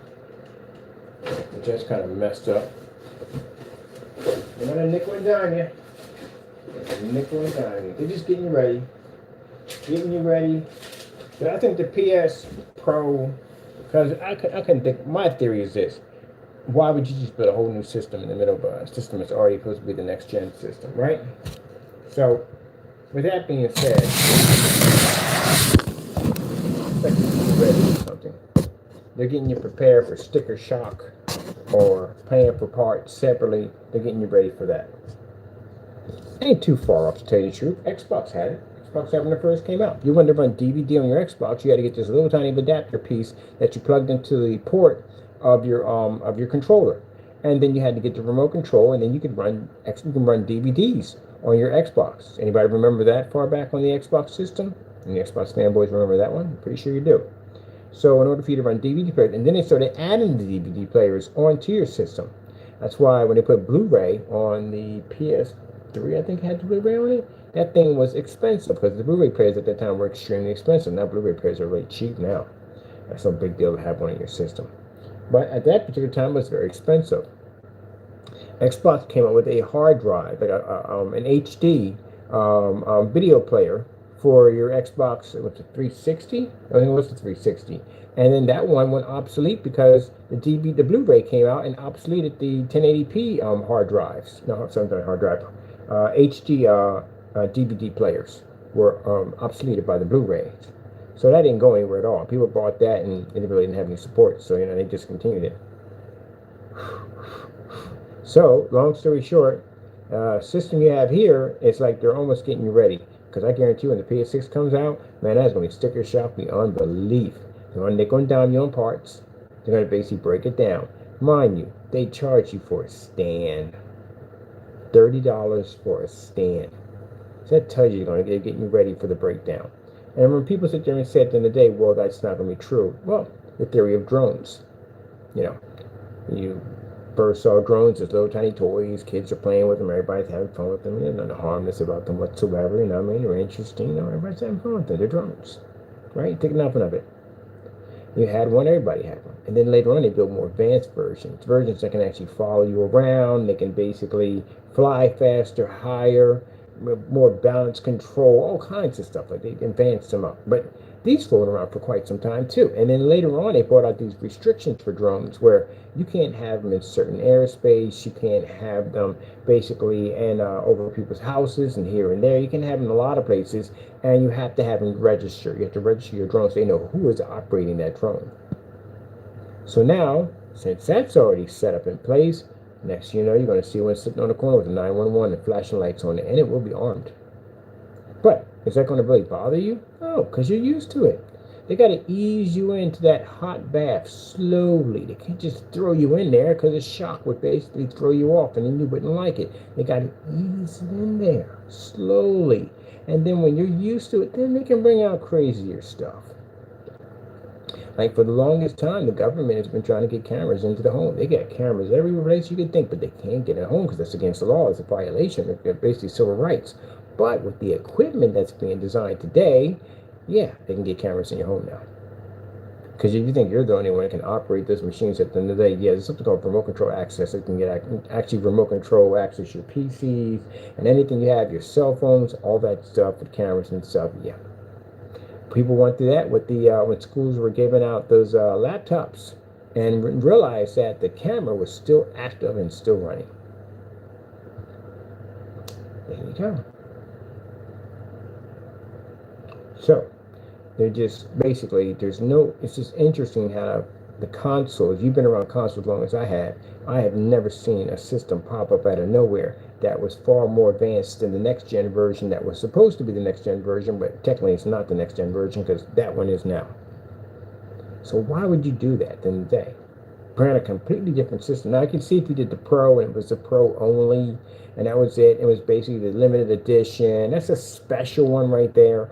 I can see with just that only, but no, the other ones have it too. They have the same ability. Pro just comes with a bunch of extra options and a new case on it. That's basically about it. That makes it a limited edition. So, yeah. So maybe they're getting ready for something that's going to happen when they launch the PS6. That price is not going to be the same. If you're complaining about $700, get ready and buckle up. You're going to pay a lot more. A lot more. If you want bigger parts, you got to pay for them. That's how it works. You're not console anymore. You're not console. It's kind of like you're not console, you're not PC. People do retro games like the Dreamcast and all those different games and stuff, Nintendo, Genesis, all them. They consider themselves console or retro console, but they're still console. You, on the other hand, you're not a console system. The only thing that makes you a console system is the fact that you can't interchange your parts. Let me fix that up because somebody, for some reason, got that incorrectly because, again, their brain doesn't connect well. So if you're in the room, so you know that, again, I didn't say you had the ability to change out anything off your system and separate. Then today you can change it into a bigger case. Or if you want, you could basically change out your hard drive. At one point you couldn't do that. But anything else in there you can't touch. That's why your systems are called restricted PCs. Because you want to be a PC at the end of the day, but yet you still want to be a console. Kind of like you have an identity crisis going on there. So you are not technically PC because PC we gain for free. We don't go on there and we don't basically pay any subscription costs. So you don't get that. You still have to pay for that. And we can go in and change parts out, modification, mods, all that stuff at will. You can't do that either at all, period. You can change out your hard drive. That's pretty much in the case. That's as far as you're going to go. But other than that, no, you're not changing anything else after that. So, with that being said, you have a restricted PC. So, I don't know what category you fall in. And you can't say you're console, because consoles, they don't consider you to be console. So, don't nobody knows what you are. And you keep saying you're console, because you basically pay for online subscription, and you can't mess with your parts the way we mess with our parts. But then you want to call yourself PC because you have parts of a PC sitting in there too also. But technically you're not PC. They got mad, they got the other day, they got all angry. We're PC. We're definitely PC. We are PC. We are PC. No, you're not. You're not PC. You can't change your parts in that thing. That's what. Do you understand what they do, right? You understand the concept at all. What that machine does. Can you do this to your system right now? Without basically voiding your warranty. I can do this to this without voiding my warranty. Now, if I paint it up and do all this stuff to it, then yeah, I can't take it back. But if I leave it the same way with nothing wrong, when I touch anything, I can take every part back and get my money back for it. You can't do that. Because the minute you go past a certain guideline, you automatically voided your warranty, so you don't get any help at all. You can't even get that thing fixed if you wanted to. When you have to pay your online subscription, right? to keep your service so you can connect to their network so you can play your games at the end of the day that you paid for. That would be a console at the end of the day. PC doesn't have those kind of restrictions at all, period. So again, I'm not trying to be rude. I'm console myself, but at least at the end of the day, I'm not a delusional. You know what I mean? You're delusional. Anyone who thinks at the end of the day, oh shoot, anyone thinks at the end of the day that you have the best of both worlds, you don't. You don't have the best of both worlds. Say your graphic card goes down in your machine. What do?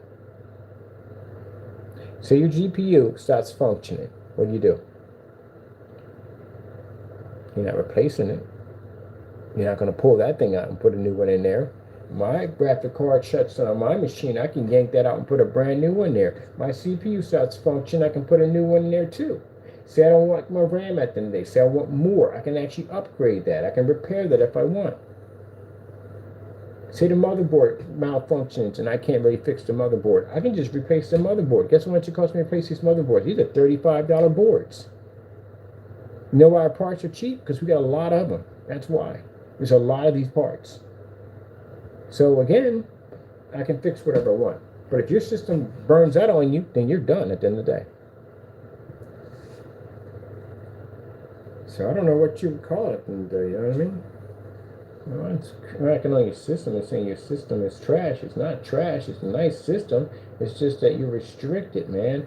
It's the same thing when I told you at the end of the day that if you bought a house, PC buys a house, and console buys a house. PC has access to every room in that house. Outside, all this is all yours. You got access to all of that. It's all yours. Do what you want to do. Knock yourself out. Console gets a house. They were like, look, here's the deal. See that 2 rooms right there? That's the only 2 rooms you have access to. Everything here, we don't want you in it. That's the best way to put it. But I paid for the house. It's mine. Oh, yeah, we understand you paid for the house. It is yours, but you can't go there. Right? Since it doesn't make any sense. Oh, and by the way, you're going to pay us rent. You're going to pay us rent just being in this spot at the end of the day. Even though you own the house. No mortgage. You own the house. It's yours. Are you paying rent on your system? No. You own it. It's yours. You're going to turn around. You're going to pay us rent in a spot. But I bought this. Why am I paying you? Well, you want to use the service in here, right? Then guess what? You're going to pay us. Or PC, we're like, okay, so we already bought this thing, right? Is there any hidden fees or anything? No. Everything's free. Knock yourself out. Enjoy. Okay, thank you. There you go. And yet you're trapped in a house with 2 rooms and you're going to pay service on it too. That's one thing I didn't like about the wake-up call with console when I told you when I modded my 360 and I don't play and I don't have modded equipment in rooms where people don't have modded equipment because that's wrong. We have our own servers set up that we can go in there, dedicated servers we set up. We can go into other modders, we can have fun and joke around. Once in a while we bring somebody else and have some fun with us. That's it. But to tell me that I can't open up my machine, I can't change out parts, I can't go in and basically add in a better liquid cooling system or better fans or whatever the freak I want to do because I void my warranty, or I have to desperately go into a machine and clean it out because you didn't give me access to that department to clean it out to keep my system lasting a little longer. And if I do this and void my warranty, it's not my machine, it's theirs. And I've literally had someone say that. I got into an argument with somebody over on Xbox 360 over a sticker on my system. Because I put a sticker on my console system. The guy said, well, you can't do that. It's considered modification. You mean to tell me? So I never went inside of it. I put a sticker on it. Well, that's modification. You don't want people putting stickers on their machines. But I paid for it. It's my machine. It belongs to me at the end of the day. Well, technically, it's not yours. I mean, you're just kind of like, it is yours, but it's really not yours. I mean, you're still paying for the service and everything. Yeah, wake up call. Call them and find out for yourself. Go ahead. Say, just randomly ask, hey, look, man, if I decide to go into my system and I want to change out that 120 millimeter fan to a fan at 120 millimeter, much more higher RPMs to it, you know what I mean? If I want to hook it up that way, am I going to be in any trouble for this? I'm going to tell you yes. But I don't get it. I paid for it. It's mine. Yeah, I understand you paid for it, it's yours, but it's ours too. You ever read your little policy that comes up? So when you get any kind of Xbox Live or PlayStation, Play Now, whatever it is, you got a little policy that pops up. You read one through one of those things, take the time and read through one. You'd be surprised what you own and what you don't own. They got the ability to shut your system down at will. Yep. Read through the policy. I remember one time I was in there with a lawyer. There was a lawyer on the gaming system. He was in there telling me, "Did you read through the policy yet?" And I said, "I read through some." I said, "Read through the whole policy." Yeah, I read through the whole policy. I didn't like what I read when I came back. I said, "You gotta be freaking kidding me. Like, they can do that?" And the guy was like, "You signed for it?" "Yeah, that's what happens. You want to play online? Guess what? There's a policy in there." So they can listen into your conversations. I read that on an Xbox 360 that there will be people can pop into your room and they can monitor and listen to activity. Yeah, Red Robins. Now, PC, do we have that policy built? We don't have it because we don't pay for that. That's why my games, I got one game on here right now. I've downloaded all my games that I have on my PlayStation system is on my PC right now. And the only game I can't get on there is that Ocean game, that Wave game. It's not on there. But that's the only reason why I have that system, because of that one game. That's it. One game, that's it. Other than that, I'm transferring all my games to there. Come on, man, move over. You're taking too much room. What are you doing? You're taking too much room. My Frosty box. Frosty box. Alright, now we get this in the dry. Get that ready.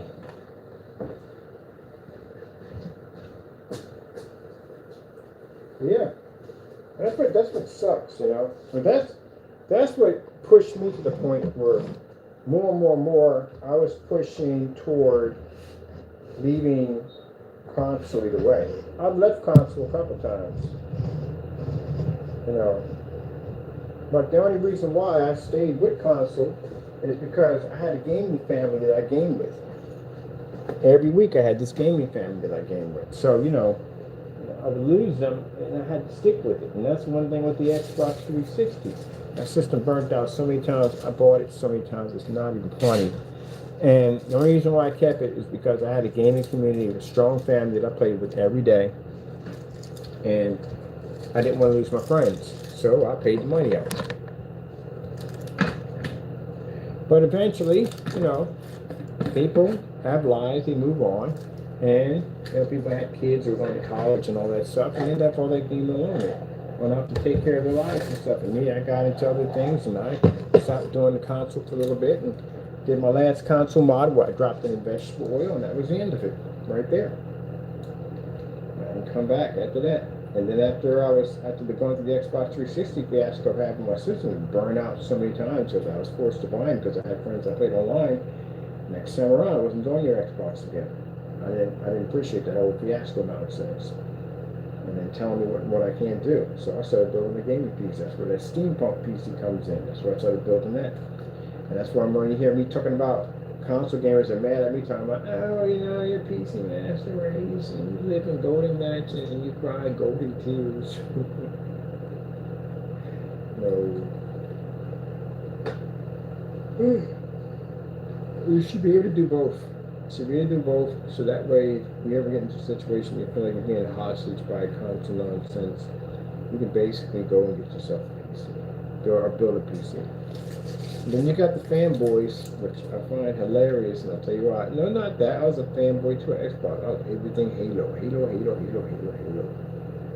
Halo. Couldn't stand PS gamers. I couldn't stand y'all at all, period. And I was a true and blue Xbox fanboy. Everything was green, so I could green. After the Xbox 360 fiasco and all that nonsense, get my accounts banned and all that stuff because they couldn't let me operate on my own system and stuff. I wasn't doing. We're not doing this anymore. And the only reason why I bought a PlayStation, it wasn't because I was a fanboy. I bought the PlayStation for its VR capabilities. That's it. Because they had a better VR system than the Xbox, and I had an Xbox already, been there and done that.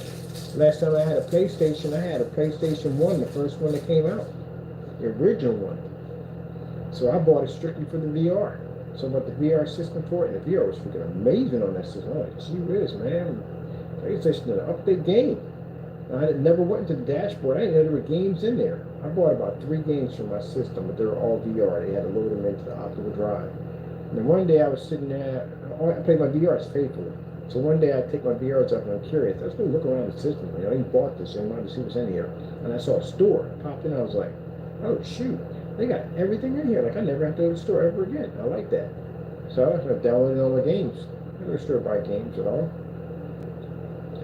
And that's what I liked about that digital download content. But anyway, still, going on. New system came out, which is a PS5, or PS4, PS4 Slim. That's the Slim I got over there. And then when the PS5 came out, then y'all went that fiasco with the scalpers and bricking and burning out left and right, and the Xbox went through it too. They went through that nonsense, but the PS5 got scalped more than the Xbox. I got hit pretty hard by this, guys. After watching that freaking nightmare unfold, I was like, nope, I'm good. I'm going to stay with my PS4 over here where I'm happy. I'm happy with my system. I don't need the console system at the end of the day. So let me explain something to, when we get that one person who wants to rant about the console system. I do both. You understand? So you can understand that point? I don't want a console system. I just build a PC. I can control what I want at the end of the day. I'm not busting on people at the end of the day who don't have the ability to build a PC, because you can. You can build a PC. They're not hard to do now. Back then, yeah, it'd been a headache for you. But today, no. It's very easy to put them together. That's why there's all kinds of tutorials and show you how to build those things. Very easy to do. But when you live in the world where you can do both, you have something called an option. Which means that if I don't want to be on the PS4, I can build me a system far better than your PS5. And future-proof that thing at the end of the day, that I don't even have to buy parts for that thing for quite a long time. Where if you can't build at the end of the day, you're subjected to the console. That's where you have to be at. So if they cut off resources for the PS5 to push you onto the PS6, then that means at the end of the day, you'll have no choice but to buy the PS6, because you have no other option. Well, if they did that to me, I was like, I don't care about that. I just build me a PC. Much more advanced than your PS6. Because you have limitations on those systems. The reason why it's such an ooh and ah to, because you're not used to seeing anything more powerful on your console. PC, we've seen all that stuff already. Like we've seen giant graphic cards and crazy CPUs and all that crazy heavy amounts of RAMs, insane motherboards. We've seen all that stuff. So the way we see our machines is a little different. Where you guys, they can give you a couple of scraps and you guys will be happy with it because it's much more powerful than the last system you had. Meanwhile, we got systems that pretty much you can bring out your console systems for the next 5 years and we still could beat you. So that little box I'm building, the small one, that thing's going to be far more powerful than your PS6, PS7, PS8, and PS9. And I can upgrade my parts at will.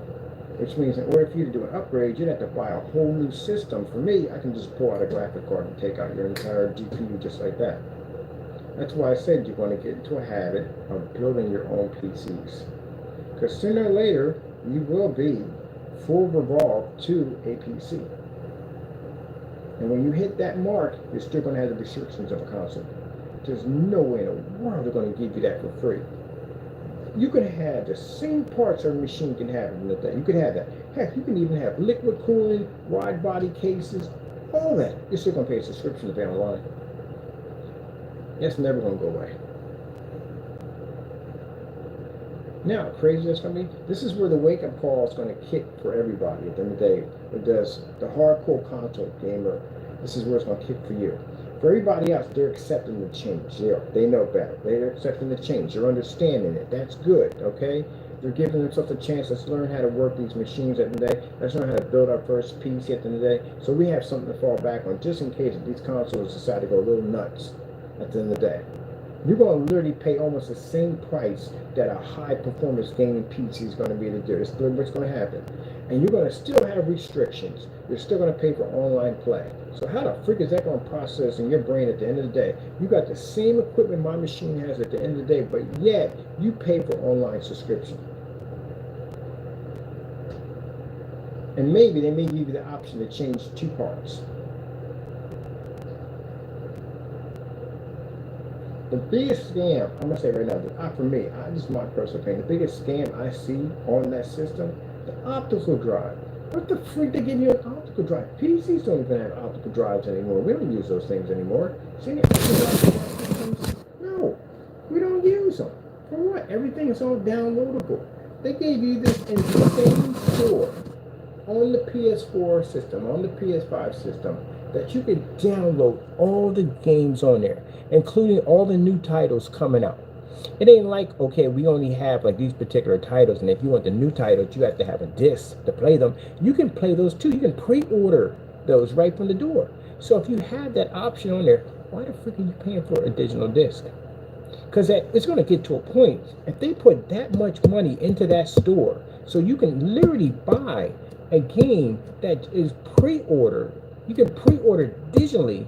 That means at one point, all these software makers that make those games, they're not going to make them on a disc anymore. You know, it's more money to press to a disc than it is to make it more of a digital download. It's cheaper.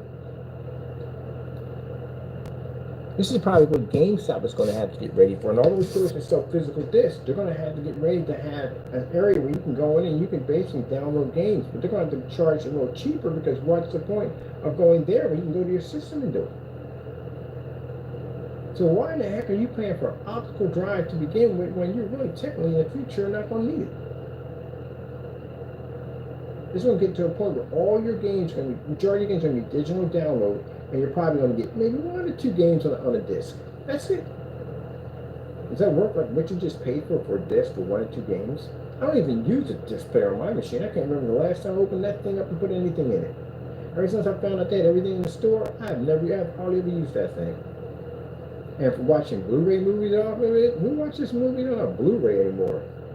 I download everything and watch it. I stream all my stuff. I got Fire Stick over here I can watch movies on. I got freaking Netflix. I got Hulu.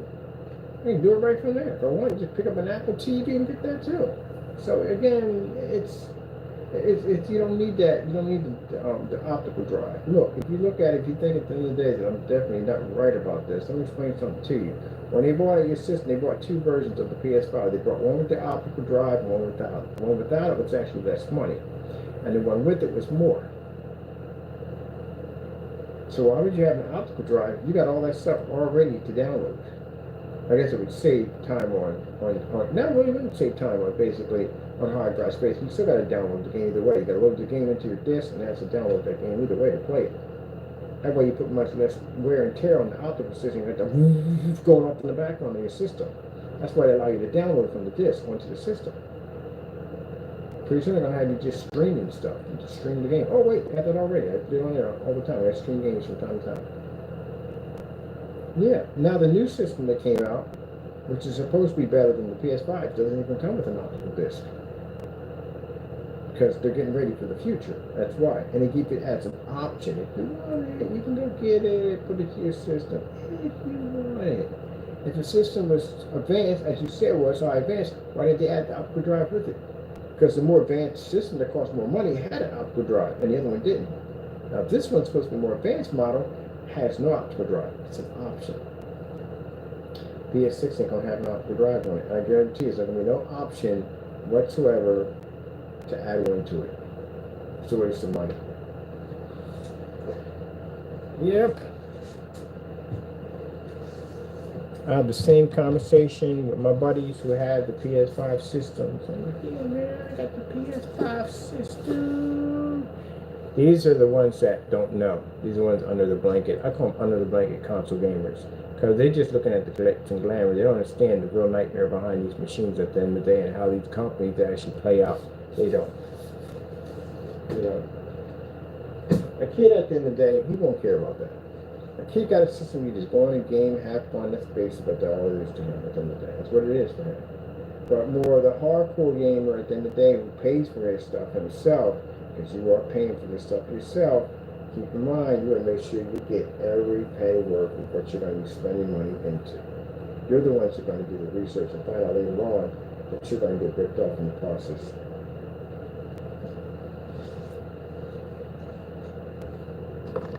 That's why I go near a PS5 original. There's plenty of them sitting around. Yeah, I'm good on that. Like that new system out, yeah, right. And if people saying, but I got the limited edition, you are screwed. And I'll tell you why. Everybody knows first systems come out with bugs. How are you going to get a replacement on a limited edition? You know there's no return policy on those things, right? Did you read that? In their policy, there's no return policy. Once you buy it, you can't return that system. So if you got a system and it turns out to be a brick, then you're stuck with it because there's no return policy on them. On the limited edition, the 30th anniversary versions. Now, bigger question is, you can't open it either because it's a collector's edition. If you open it, you're going to drop the value of the product. So it's going to stay in the box. You'll never be able to go inside and play it, ever. It ain't like you can get two of them. You know, most people get one to play with and one to actually, you know, put up. But they made it to one per person. But that didn't work because the scalpers got them all. And with all that craziness going on, yeah, you still have to worry about the good old the scalpers. They're good old fashioned name in that moment. You have to worry about the scalpers. If they do bring up the PS6, I bet you they're going to hit those suckers. Every single one of them. They're going to hit them. Yep. They're going to hit them. Like, where did they go? Scalpers gone. Scalpers took those suckers. I wanted one. I didn't want to wait. Why don't the companies do something about it? Why don't they put in more restrictions? Why don't they put in more restrictions? More restrictions. More restrictions. Companies making money. They're guaranteed. This is the bigger nightmare you're going to have to. This nightmares on top of nightmares, but this will be the worst one of all on the console. This will probably end the console. If the companies want to design more powerful systems, they technically can't because the customers on the end don't want to spend the money for the system. They don't want to spend the $700 for a gaming system, but yet they want bigger, better parts. And if the scalpers are willing to pay $1,000 for a system and clean them out, then they can go and charge, let's see, experiment. They charge $1,400 for the PS6. So, say the average Joe doesn't want to spend it. They don't care. The scalper will buy it. Now, see, it was different when the scalpers weren't there. They were basically had to deal with the consumer because the consumers are the ones buying the system. And they would have to make the price reasonable so they can afford it or they get a huge amount of backlash for it. But now, since you got scalpers buying your systems up, they really don't have to worry about that problem. They can charge $1,400 for it. Scalpers will come by it, and the scalpers will take the system, put it on eBay, and charge more money for it. So now you become, what do they call it? Third party? It's third party. Your system's going to a third party. Well, it comes from PS. Yeah. Then it would come to the distributor, which would be like GameStop or one of those places. But the scalper becomes third party because, again, he's selling it for a much higher price. Much, much higher price. So that's your biggest problem right now. Don't worry about this, that, and the other. You still got the Black Friday sales coming out. They're going to clean them systems out. When that thing launches, they're going to hit that thing. You got Christmas coming up. You know what goes on at Christmas. The most popular toy makes you king. And they figured out a way how to override your system and take whatever they wanted. Remember what they promised when they said the limited edition, we're going to have something set up where it's going to be one per person and guaranteed that everybody's going to get one. No, it didn't work, did it? But I'm just speculation, but I don't have to go to that PC anyway, so I'm good. I have options. If I want to be on console, PC. That's what I told you in the day. Start making options to learn how to do both. And I got people up there saying, but it's too hard, I can't build it. Yes, you can. Yes, you can. Yes, you can. Very easy to do. So easy. Motherboard. That's it. This right here. Power supply. You got a right here. This is for your power supply, ATX power supply. It also work on an ITX, mini ITX. It'll work on all those. These are 24 pins. If it doesn't have 24 pins, some of these have an adapter where you can actually snap these and can actually make it the pins that'll actually fit. This right here is for your CPU. It actually separates in two right there. So you have this one. This is going to be, you have two different versions for your motherboard. The 6V will either run with this one right here for your CPU. Most likely you're going to run this one right here. This is what we run right here for the CPU on both of these boards right here. This one right here is going to be also two for your CPU. And this is your Molex adapter right there. That'll plug into mostly when you have fans that have this attachment attached to it. That'll be for your Molex. You'll attach it right through the back of that. You can daisy chain these together. Or if you have your 3-pin, you can get an adapter that will fit 3-pin that'll convert it to Molex so you can run it through this. Through that. There you go. Fans right there. That's how I'm running mine right over there. You have here, this is your SATA output, your data cable right here. So you can plug this right here. Or if you want to go to fast track, you just plug it through your M2. You just slide your stick. You should know how to do that already because I already taught you how to do that. When you open up your PlayStation to go inside and change out your M2, you're learning something about computers. You're learning how to install your M2 sticks right there. You're going to need a power supply to run, power to run to your SATA cables, right, to your hard drive. This used to be for floppy drive or the hard disk, but you don't use those anymore. You don't use it anymore. Here, they keep it on, I don't know why. This is right here for that. This right here is for your PCI Express. So some PCI cards, these don't take a lot of power, but some will have a little piece on the back of it where they take power from your your power supply, and that's what that is. It'll say right there, PCI Express. So you plug directly into your graphic card. Got another one right there, just in case if you're running two cards on your board. Let me see what else we have here. Where's the SATA at? SATA cables. These SATA cables? Nope. It's not SATA cables. Bum, bum, bum, bum, bum. Where are you? There we go. These are the SATA cables right here. This runs power to your hard drive. Or if you're going to be running through the RGBs, if you're going to run it through that, it also runs through that too. RGB systems are easy to hook up. There's two different types. I have this one that has the control box on this side, where basically you plug all your fans, your CPU fan into this box right here, and then there's another part that comes out and it lands right here into your CPU fan. It'll run all of this. This one's a little bit more different.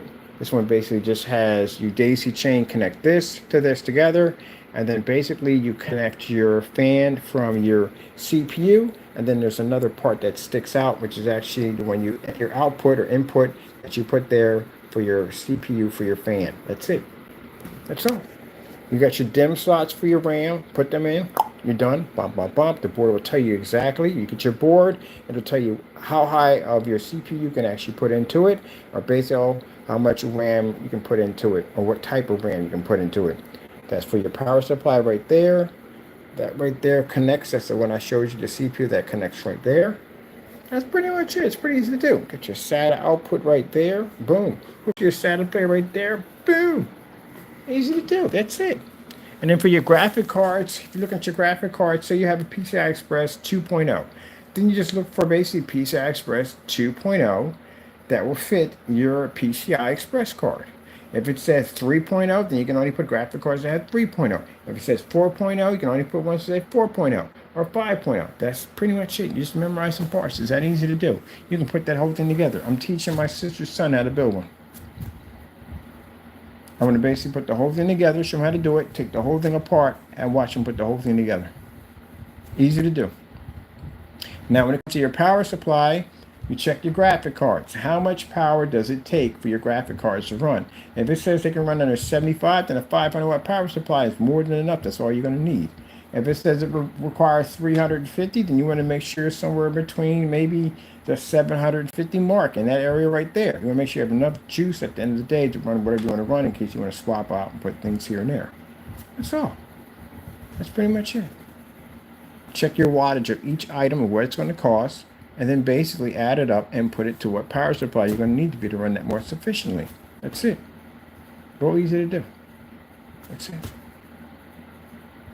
Don't be intimidated by the machine. People get intimidated by it. Don't be intimidated. Trust me. You go into your system, you pull out your freaking M2, you put another M2 in there, you put a heat sink on that. You're learning already how to do it already. Because there's your M2 slot right there. Same thing you have on your PS5. Same thing. So from this one, you have options. You can drop your M2 in there and then drop another hard drive here. You can put 10. You got mine. I can put 10 terabytes for each one of these slots. Now you see this slot right here? That's a PCI Express slot right there. I can drop in a card that will allow me to run 3 more or 4 more of those M2s with no problem. Which means I can break it down to roughly around maybe $100 for every 2 terabytes, which would come out much cheaper. If I want to put 8 terabytes in there, it'd be a lot cheaper than $1,000. And you're buying one stick at 8 terabytes, it would cost me more money. There you go. Break it down again. Peripherals in the back. Pretty simple. Got a bunch of USB ports. This is for your sound card right here. Oh, got your VGA right here. Got your HDMI port right here. Remember, they didn't even come with HDMI ports right there. This right here is for your keyboard and mouse, but you can use for other things. It doesn't have to be just for your keyboard and mouse. My keyboard and mouse are wireless, so I have my Bluetooth right over in there. That's my Bluetooth right there. This right here for your audio. That's pretty much it. This is all your little. Put your USBs in there. That's it. That's all. That's all you got to do. We have together in no time at all. Yippee-ki-yay. And then you just check your motherboard. Your motherboard will tell you exactly what RAM it takes. Just look up the model number, what it takes. That's all. If it's DDR5, then it'll tell you look up DDR5. You look up exactly what. Easy way to do it. You can say, okay, if you got an LGA 1700, or you got an LGA, basically, can't think of 1150. It's 1150. I think it's 1150 board. It'll tell you exactly right from there what the memory is you need, and all you have to do is just basically just type in the memory. It'll bring it right up, right there. That's how fast you can learn it that quick. And then you'll notice exactly which ones are the better ones, which ones are the good ones. And if you want, you can put heat sink strips on all that stuff. You can make them glow in the dark too, or light up. That's what I'm going to do this one. I'll make them heat strips light up. RGBs over there. Yeah, that's it. Next thing you know, you'll be building it in no time at all. And you'll be building your second one and your third one. And you'll be looking at a case like, oh, shit, I like that case. You're going to hook up another one. Next thing you know, you got a bunch of PCs sitting around in your game. Next thing you know, you'll be building servers, because next will be the next step. Build your servers, start hosting your games. All that stuff, man. Yep. And then if it ever gets to a point where you can still game on console today, let's say you got to give up console. I'm not giving up console. I console on my game system over there. I still love my console, but I have an option. If console starts going crazy and they want too much money and too much restrictions, I can just leave and come over here. So you don't want to pay your subscription every month. Say things are hard and you can't pay your subscriptions, right? Your subscriptions can cost a lot of money at the end of the day. Come here and play for free. All you have to do is have internet, and that's it. Technically, no, you don't. Because actually, I played a couple games where my internet went down in here, and I played all my games. A few of my games. Not the online ones, when you play basically, you do a little like multiplayer matches. They have to be online. But the other ones, you can actually play offline. Yep. That's it. No one's telling you at the end of the day that your systems suck. No one's telling you your systems are just that and the other. You're just going to get nickeled and dimed. And if it's not them at the end of the day, it's them freaking scalpers you're going to have to deal with.